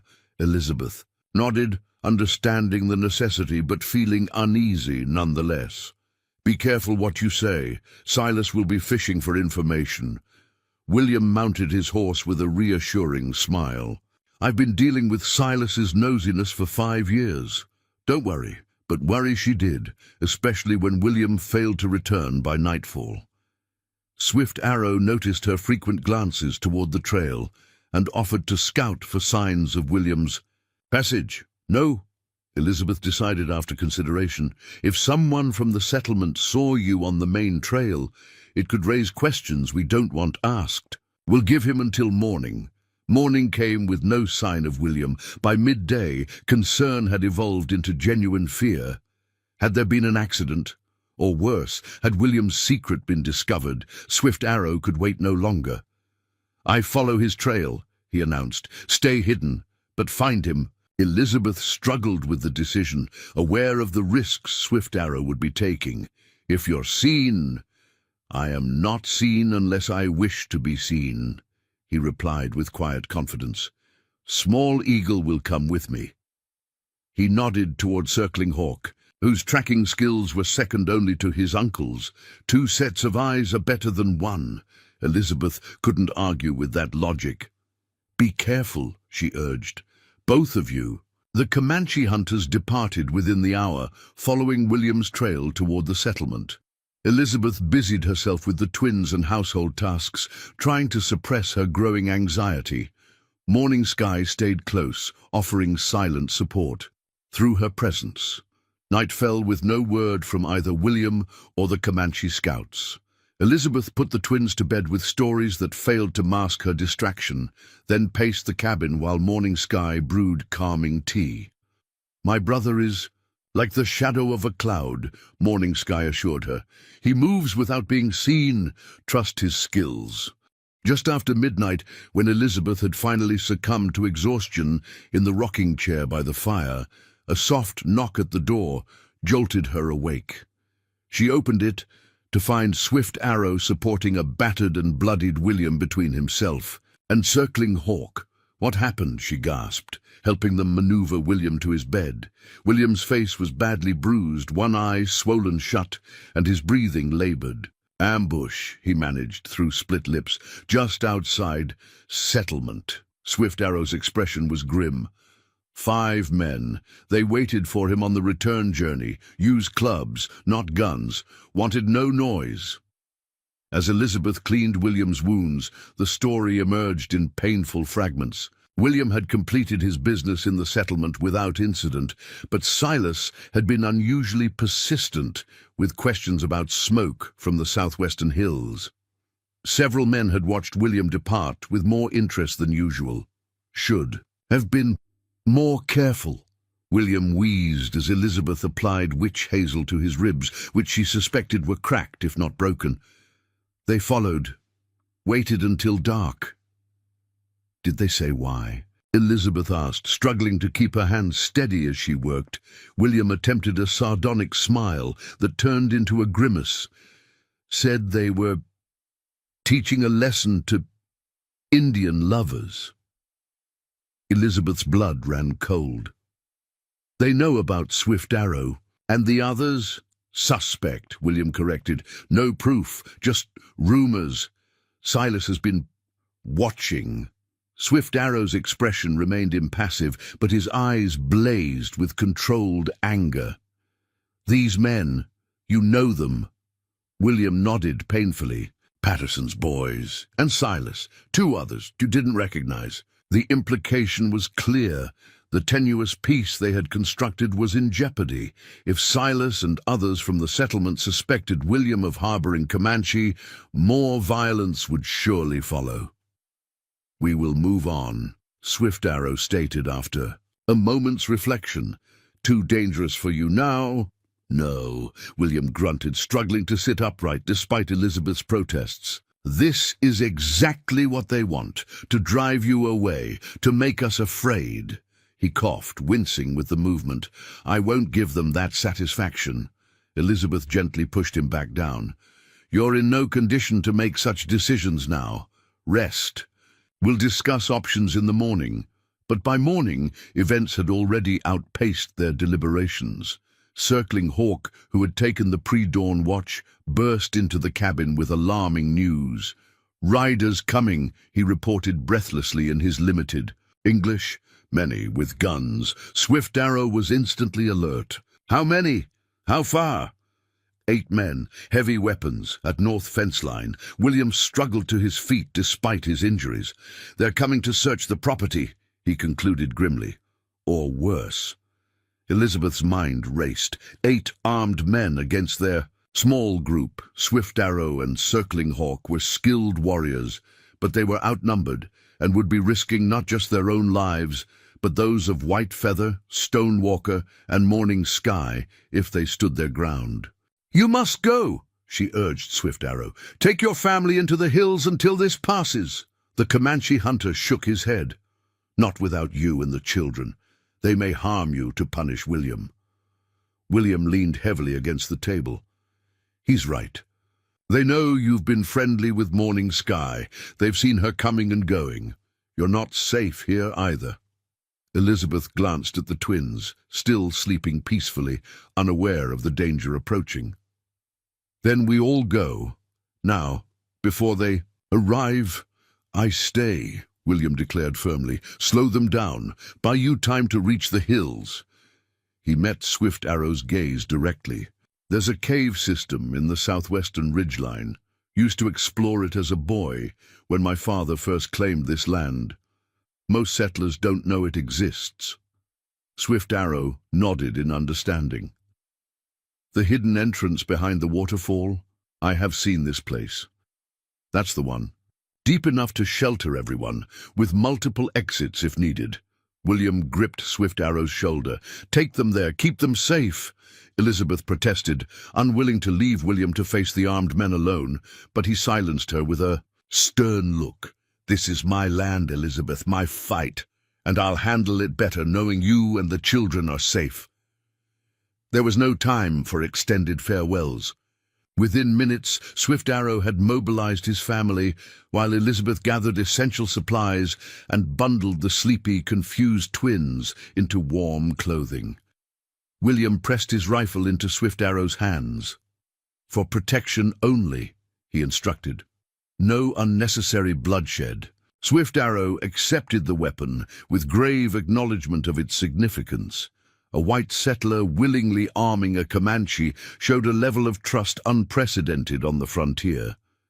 As they prepared to depart through the rear door, Elizabeth embraced William, fiercely mindful of his injuries. Be careful, she whispered. We'll wait for your signal that it's safe to return. William managed a pained smile. I've handled worse than Silas Abernathy, he assured her, though his bruised face belied his confidence. Now go, before they spot you. With heavy hearts, Elizabeth and the twins joined Swift Arrow's family, slipping away through the pre-dawn shadows toward the southwestern hills. Circling Hawk led the way, his keen eyes picking out the least visible path, while Swift Arrow brought up the rear, alert for any sign of pursuit. They reached the hidden valley as the first rays of sunlight crested the eastern horizon. From their elevated position, Elizabeth could see a group of riders approaching the main cabin. Even at this distance, Silas Abernathy's tall frame was recognizable at the head of the party. What will they do to him? She asked anxiously as Swift Arrow urged them to continue toward the cave. Depends on what they truly want, he replied. If only to search, perhaps nothing. If they seek an excuse for violence... He left the sentence, unfinished. The cave entrance was exactly as William had described, concealed behind a small waterfall, fed by the spring that emerged from the limestone ridge. The interior proved surprisingly spacious, with a high ceiling and multiple chambers extending deep into the hillside. Stone Walker immediately set about organizing their temporary shelter, directing Circling Hawk to gather dry wood for a small, smokeless fire in a natural chimney that would disperse the smoke through tiny fissures in the rock. White Feather settled the twins with remarkable efficiency, creating a nest of blankets in a protected alcove and distracting them with small toys and quiet songs. Morning Sky helped Elizabeth arrange their supplies, creating an organized camp from which they could sustain themselves for several days if necessary. My brother will scout, Morning Sky explained as Swift Arrow prepared to depart again. Watch the cabin. Bring news, Elizabeth nodded, reluctant to see him go but understanding the necessity. The waiting would be the hardest part, not knowing what was happening to William, whether the armed men would be satisfied with a search or if they sought greater vengeance for his perceived betrayal. Hours passed with excruciating slowness. The twins, sensing the tension despite everyone's efforts to maintain normalcy, became fussy and difficult to console. Elizabeth paced the cave entrance, scanning the valley below for any sign of movement, while Morning Sky brewed a tea from herbs she had hastily gathered during their flight. Patience, the young Comanche woman counseled. "Swift Arrow will return when safe." It was nearly dusk when he finally appeared, emerging from the trees with the silence of a shadow. Elizabeth rushed to meet him, heart hammering with dread at what news he might bring. Swift Arrow's expression was grave, but not despairing. "William lives," he reported immediately, knowing this would be her first concern. Men searched the cabin, then the lodge. Found nothing of value to take, so they burned the lodge. Elizabeth gasped at this senseless destruction. And William? Did they hurt him further? They questioned him, roughly. Swift Arrow's jaw tightened. He denied knowledge of Comanche, said lodge was built by the previous owner, used only for storage. They did not believe, but had no proof to contradict. "Will they return?" Elizabeth asked, glancing involuntarily toward the cave, where the twins were now sleeping under Whitefeather's watchful eye. Swift Arrow considered this. "Not tonight. They posted 2 watchers near the main trail. Rest returned to settlement." His eyes met Elizabeth's steadily. "But they will come again. Their leader, the tall one, Silas," Elizabeth supplied. "Yes, Silas. He's determined to find the truth. Will not stop until I am satisfied." The implications were clear. Their peaceful coexistence had been discovered, and the consequences were only beginning to unfold. Even if they rebuilt the lodge, even if William recovered from his injuries, the threat would remain. Someone would always be watching, waiting for proof of their unorthodox arrangement. "What do we do now?" Elizabeth asked, voicing the question that hung heavy in the air. Swift Arrow gazed out over the valley that had briefly been their shed. "Home. We have choices, but all carry risk. Stay and fight for this place. Leave together for new territory. Or separate," Elizabeth finished quietly. "Return to our own kinds." The third option, though pragmatic, felt like a betrayal of everything they had built together. Elizabeth thought of the twins, of how they had flourished under the combined care of both families, of the unique perspective they were developing by straddling 2 worlds. "I won't accept defeat so easily," she declared. "There must be another way." Swift Arrow's eyes reflected respect for her determination. "Perhaps.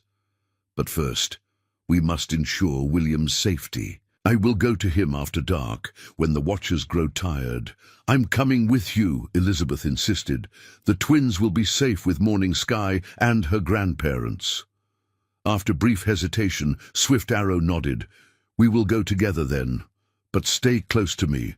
Night hides many dangers." As twilight deepened into true darkness, Elizabeth and Swift Arrow made their careful way down from the hillside, avoiding the main trails and using the limited moonlight to navigate the difficult terrain. Elizabeth's heart pounded with each snapping twig or rustling leaf, but Swift Arrow moved with such confidence that her fear gradually subsided. They circumvented the watchers Silas had posted, approaching the cabin from the rear. A single candle burned in the window, William's signal that he was alone and conscious. Swift Arrow tapped softly on the back door in a pattern Elizabeth recognized as one they had established for emergencies. William opened the door, his battered face a mask of relief at the sight of them. "Thank God," he murmured, ushering them inside. "I've been worried sick." Elizabeth embraced him carefully, noting with concern that his breathing seemed even more labored than before. "How badly are you hurt?" she demanded. "Tell me the truth." "Bad enough," William admitted, sinking into a chair.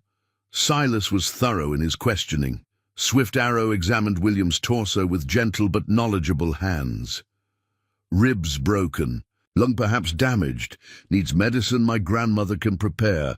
William managed a pained chuckle. "Bit difficult to bring me to the cave with Silas's men watching the trails." "Then we bring medicine to you," Elizabeth decided, "and we decide our next steps together, as a family." As the 3 sat in the flickering candlelight, discussing options and weighing consequences, one truth became abundantly clear. The simple life they had briefly created Two cultures existing in harmony despite the chaos around them had been irrevocably altered.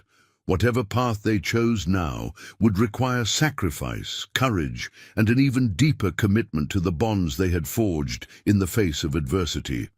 The story that had begun in a deadly blizzard with an unexpected act of mercy had evolved into something far more complex, a challenge to the very foundations of frontier society and a testament to the possibility that compassion could transcend the artificial boundaries humans created between themselves.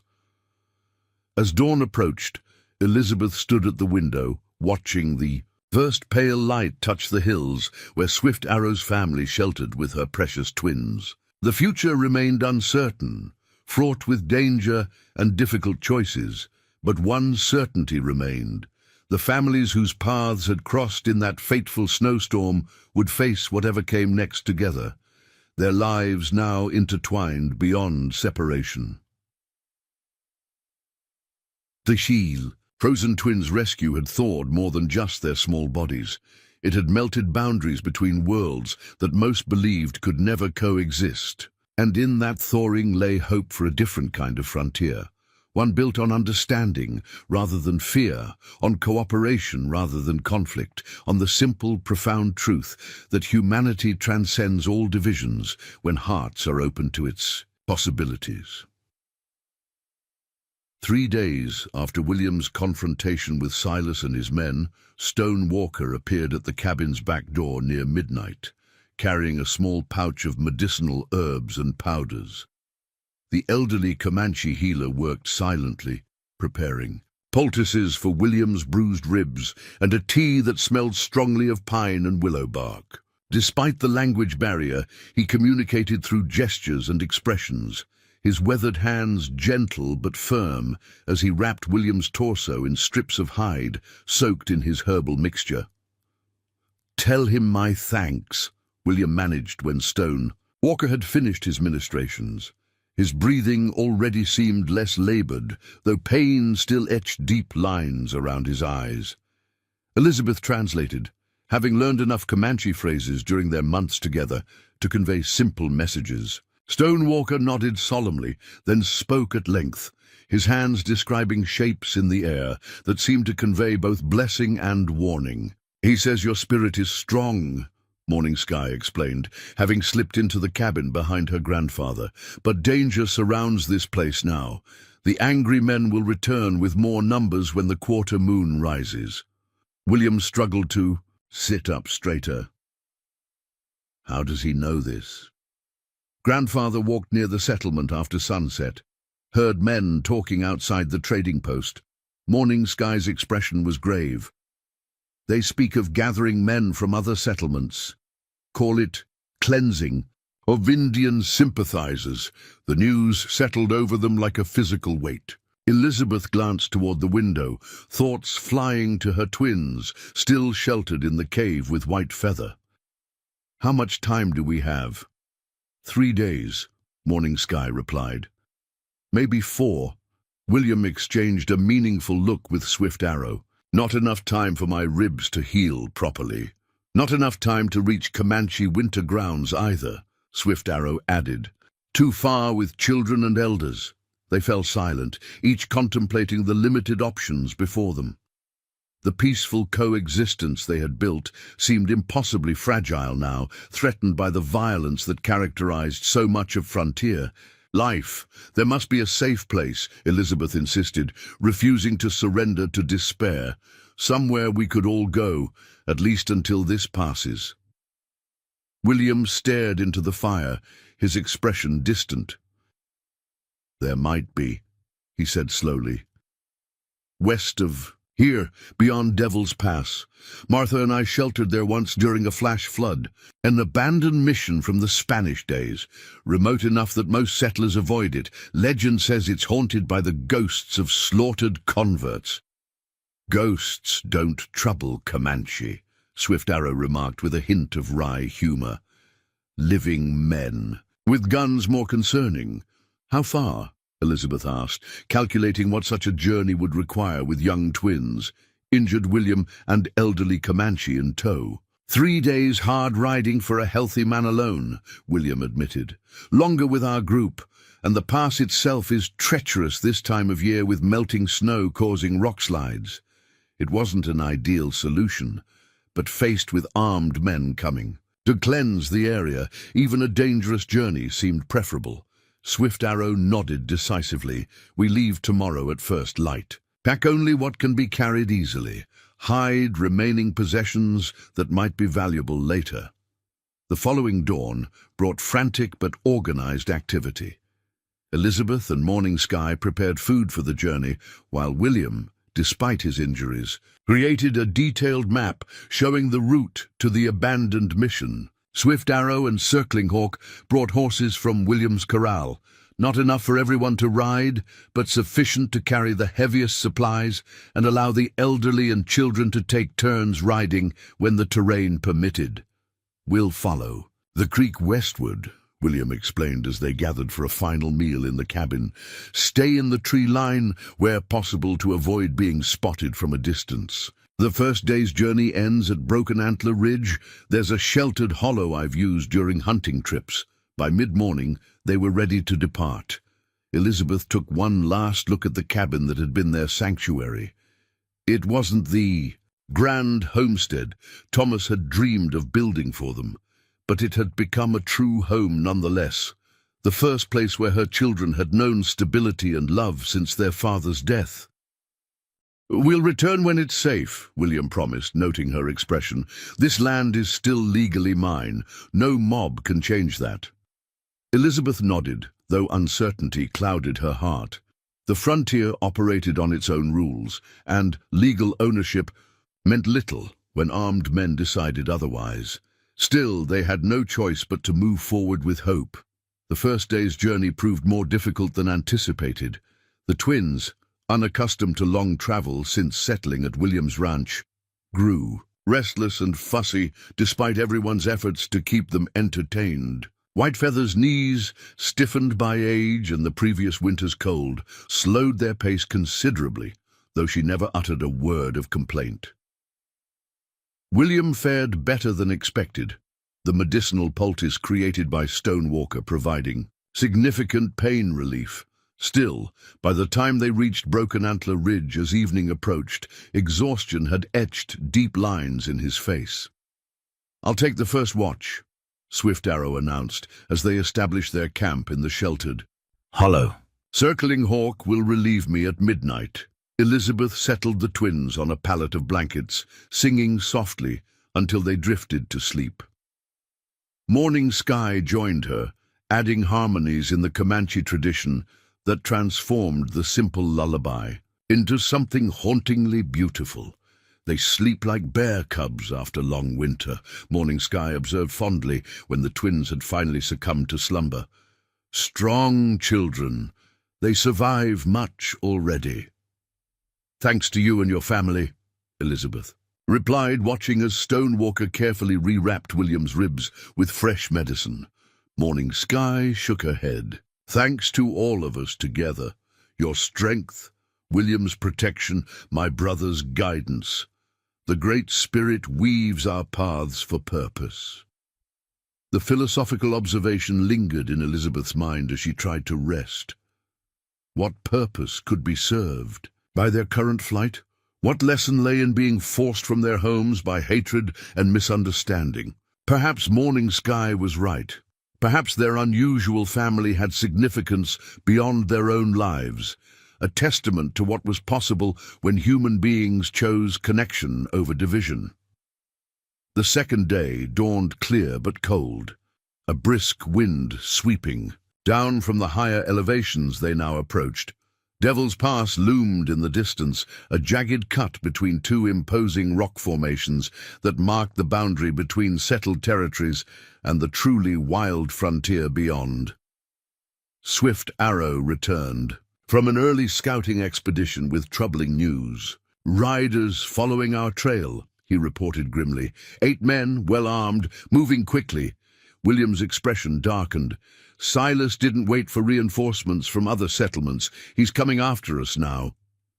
"How far behind?" Elizabeth asked. Already gathering the twins' belongings. Half-day's ride, Swift Arrow estimated, but gaining.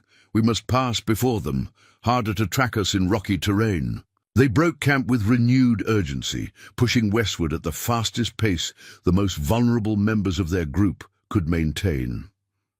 Whitefeather and Stonewalker now rode constantly, as did Elizabeth with the twins, while the others walked alongside, leading the horses over increasingly rugged ground.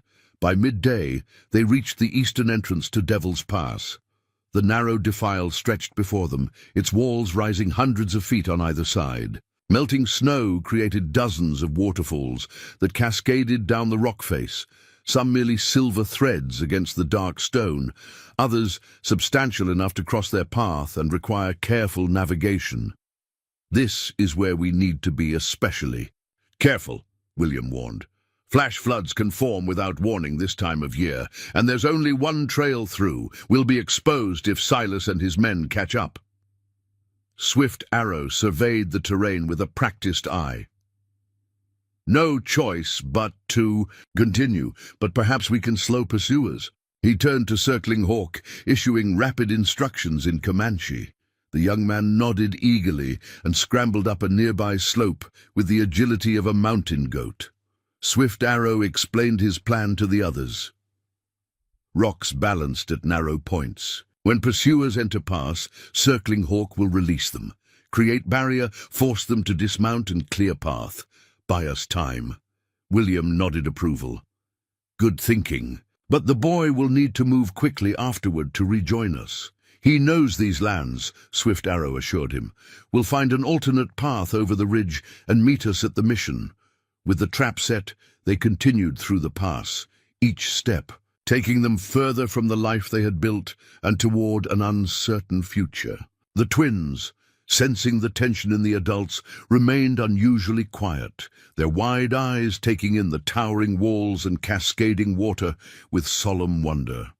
The most treacherous section came near the center of the pass, where the trail narrowed to barely the width of a horse and skirted the edge of a steep drop-off. The ground here was slick with moisture, and loose stones made each step precarious. One at a time here, William instructed. Lead the horses carefully. Elizabeth crossed, first with the twins secured tightly against her, then helped Whitefeather negotiate the dangerous stretch. Stonewalker followed, then Morning Sky. William went next, moving slowly due to his injuries, but maintaining steady progress. Swift Arrow brought up the rear, leading two horses laden with their most essential supplies. He had nearly reached the wider section where the others waited when a sharp crack echoed through the pass, the unmistakable sound of a rifle shot. A bullet struck the rock wall inches from Swift Arrow's head, sending stone fragments flying. The horses reared in panic, one breaking free of his grip and bolting forward, nearly trampling Morning Sky before William caught its reins. "Ambush!" Swift Arrow shouted, diving for cover behind a boulder as a second shot rang out. Elizabeth clutched, the twins tightly, pulling them behind the partial shelter of an outcropping. Her heart hammered against her ribs as she tried to locate the source of the gunfire. There, William pointed upward, toward a ledge some 50 feet above the trail. Sniper position. Must have circled ahead of the main group. Swift Arrow notched an arrow to his bow, a weapon he carried more from cultural habit than practical necessity, as he had never needed to use it during their peaceful months together. Now he sighted carefully along the shaft, tracking the barely visible movement above them. He released the arrow with fluid precision. A cry of pain echoed through the pass, followed by the clatter of a falling rifle that narrowly missed Whitefeather before clattering down the ravine. "Go!" Swift Arrow urged the others. "Move quickly while he is disabled." They scrambled forward, abandoning any pretense of caution in favor of speed. Behind them, angry shouts suggested more pursuers were entering the pass from the eastern end. A distant rumble reached their ears. Circling Hawk, implementing their plan to block the narrow trail with falling rocks. The western exit of the pass came into view as they rounded a final bend. a widening of the walls that opened onto a sparse, high-elevation forest. They had nearly reached it when William stumbled, his weakened condition finally overtaking his determination. He fell heavily to one knee, grimacing in pain. "Leave me," he gasped as Swift Arrow moved to help him. "Get Elizabeth and the children to safety. I'll delay them here." "No man left behind," Swift Arrow replied firmly, hoisting William to his feet with surprising strength. "Comanche way. Morgan way too, I think." Elizabeth couldn't hear William's response over the growing commotion behind them, but she saw determination replace resignation in his expression as he leaned on Swift Arrow and continued forward with renewed purpose. They burst from the confines of the pass into the relative openness of the forest beyond. The abandoned mission lay another half-day's journey ahead, but first they needed to put distance between themselves and their pursuers. "There's a box canyon about 2 miles north," William directed, pointing toward a stand of pine trees. "Accessible only by one narrow trail. Defensible position if it comes to that." Swift Arrow nodded agreement, and they altered course accordingly. The terrain here was challenging, but less immediately dangerous than the pass. The horses navigated the slopes with careful steps, while the humans picked their way through undergrowth that showed no signs of recent passage.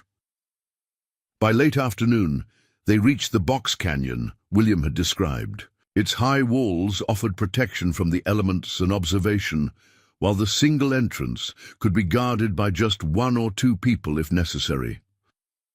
A small spring bubbled from the rock face at the far end, providing fresh water. "We'll rest here tonight," William decided. "See if Circling Hawk rejoins us. Assess whether we've lost our pursuers or merely gained temporary respite." The canyon provided natural shelter, but the evening air at this elevation carried a biting chill. They built a small, nearly smokeless fire, using techniques Stone Walker demonstrated, positioning it beneath an overhang that would disperse what little smoke rose from the carefully selected wood. The twins, exhausted by the day's events, fell asleep almost immediately after eating. Elizabeth arranged them in a nest of blankets near White Feather, who hummed a gentle melody while working on a small weaving project she had somehow managed to bring along. William sat beside Swift Arrow at the canyon entrance, keeping watch. As twilight deepened into night, despite their precarious situation, a curious calm had settled over the group. The peace that comes from knowing one has chosen the right path, however difficult. "I never thought I'd find myself on the run with a Comanche family," William remarked softly, adjusting the sling that supported his injured arm. "If you'd suggested it a year ago, I'd have called you mad." Swift Arrow's expression remained impassive, but a hint of humor touched his eyes. "1 year ago, I planned revenge against white settlers for losses suffered. Now I protect white man who calls me brother in spirit. Life follows strange trails." William nodded thoughtfully. "Do you ever wonder if there's purpose in it? Some design beyond our understanding?" "My people believe all paths are drawn by the Great Spirit," Swift Arrow replied. "Not always straight paths. Sometimes circle back, sometimes climb mountains, sometimes descend to valleys, but all with purpose." He glanced toward where Elizabeth sat with morning sky, preparing medicinal tea for Stonewalker's arthritis. Perhaps the purpose was for children to know both worlds, carry wisdom of each into the future when we are gone. The observation struck William with unexpected force. The twins, born of white settlers but saved by Comanche compassion, represented something unique, a bridge between worlds that most considered irreconcilably separate. In them, perhaps, lay the seeds of understanding that might someday transform the frontier from a place of conflict into one of cooperation. "If we survive this," William said after a lengthy silence, "I intend to make formal what we've created informally, file legal papers establishing joint ownership of my land with you. Ensure that if anything happens to me, Elizabeth and the twins will have your protection, and your family will have legal claim to remain." Swift Arrow stared at him in surprise. Such paper exists. White man's law allows this. There are ways, William assured him. Unorthodox, perhaps, but possible for those determined enough. My father was a lawyer before he caught frontier fever. He taught me how to navigate legal boundaries creatively. Before Swift Arrow could respond, a soft bird call echoed from the forest below. 3 notes, then 2, then 3 again. His face brightened with recognition.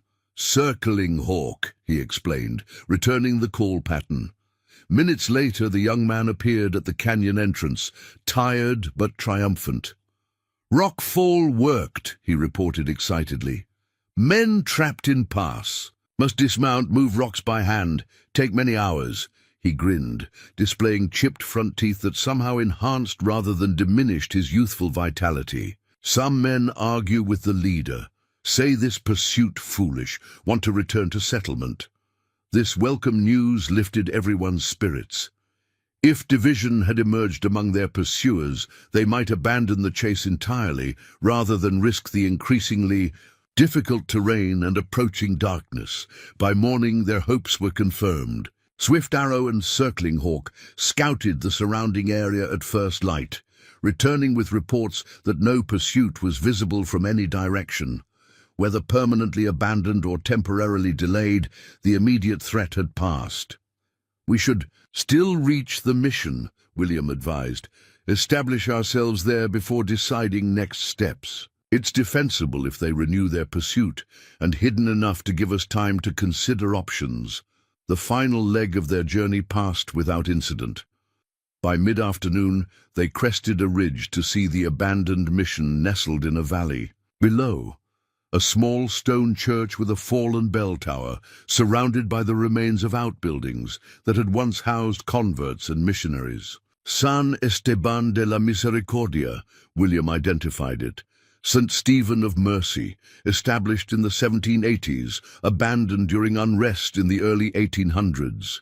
Local tribes considered it cursed after disease swept through the converts. Settlers avoided it from superstition. As they approached, the mission's weathered walls revealed surprisingly sturdy construction. The roof had partially collapsed in one section, but the majority remained intact. Inside, the stone floor was dusty, but sound, and the altar still stood at the far end, its once ornate carvings worn by time and elements. "This will serve," Swift Arrow decided after a thorough inspection. Many rooms, strong walls, hidden location. They set about making the abandoned mission habitable, clearing debris and establishing living spaces within the most intact sections. By nightfall, a transformation had begun, the cold stone edifice softening with the addition of blankets, small cooking fires, and the sounds of children's laughter echoing from walls that had known only silence for decades. As Elizabeth tucked the twins into makeshift beds that evening, James looked up at her with his father's serious grey eyes. "Home?" he asked, one of the few clear words in his developing vocabulary. The simple question gave Elizabeth pause. What constituted home? Now, the cabin they had fled, this ancient mission with its stone saints watching from crumbling niches, or perhaps something less tangible, the circle of protection formed by these unlikely companions who had risked everything to remain together. "Yes, little one," she answered finally. "Home is where we all are, together." From across the room, she caught Swift Arrow's gaze. The stoic Comanche hunter who had once found her and her freezing twins in a blizzard now offered a rare, full smile that transformed his weathered features. Beside him, William nodded in quiet affirmation, while Morning Sky continued the lullaby she had been singing, her voice filling the mission's cavernous space with hope. Outside, stars emerged above the valley, the same stars that had witnessed a desperate mother's prayers in a frozen wagon, a hunter's compassionate choice, a brother-in-law's grudging acceptance, and the gradual formation of a family that defied every convention of the frontier.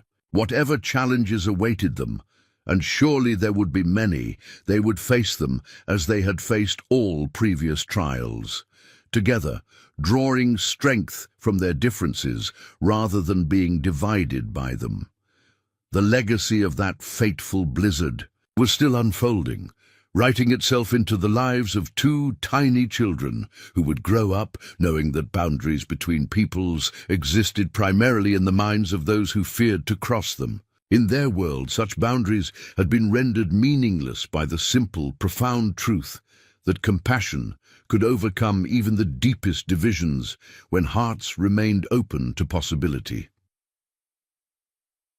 As night settled fully over their sanctuary, the last embers of their cooking fires mirrored the stars above, small points of warmth and light in a vast darkness, insignificant perhaps in the grand scheme of things, yet essential to those who gathered around them. Just as their unusual family might seem a tiny anomaly in the violent history of the frontier, yet contained within it the seeds of a different future, one where understanding might eventually replace fear, and cooperation might someday overcome conflict.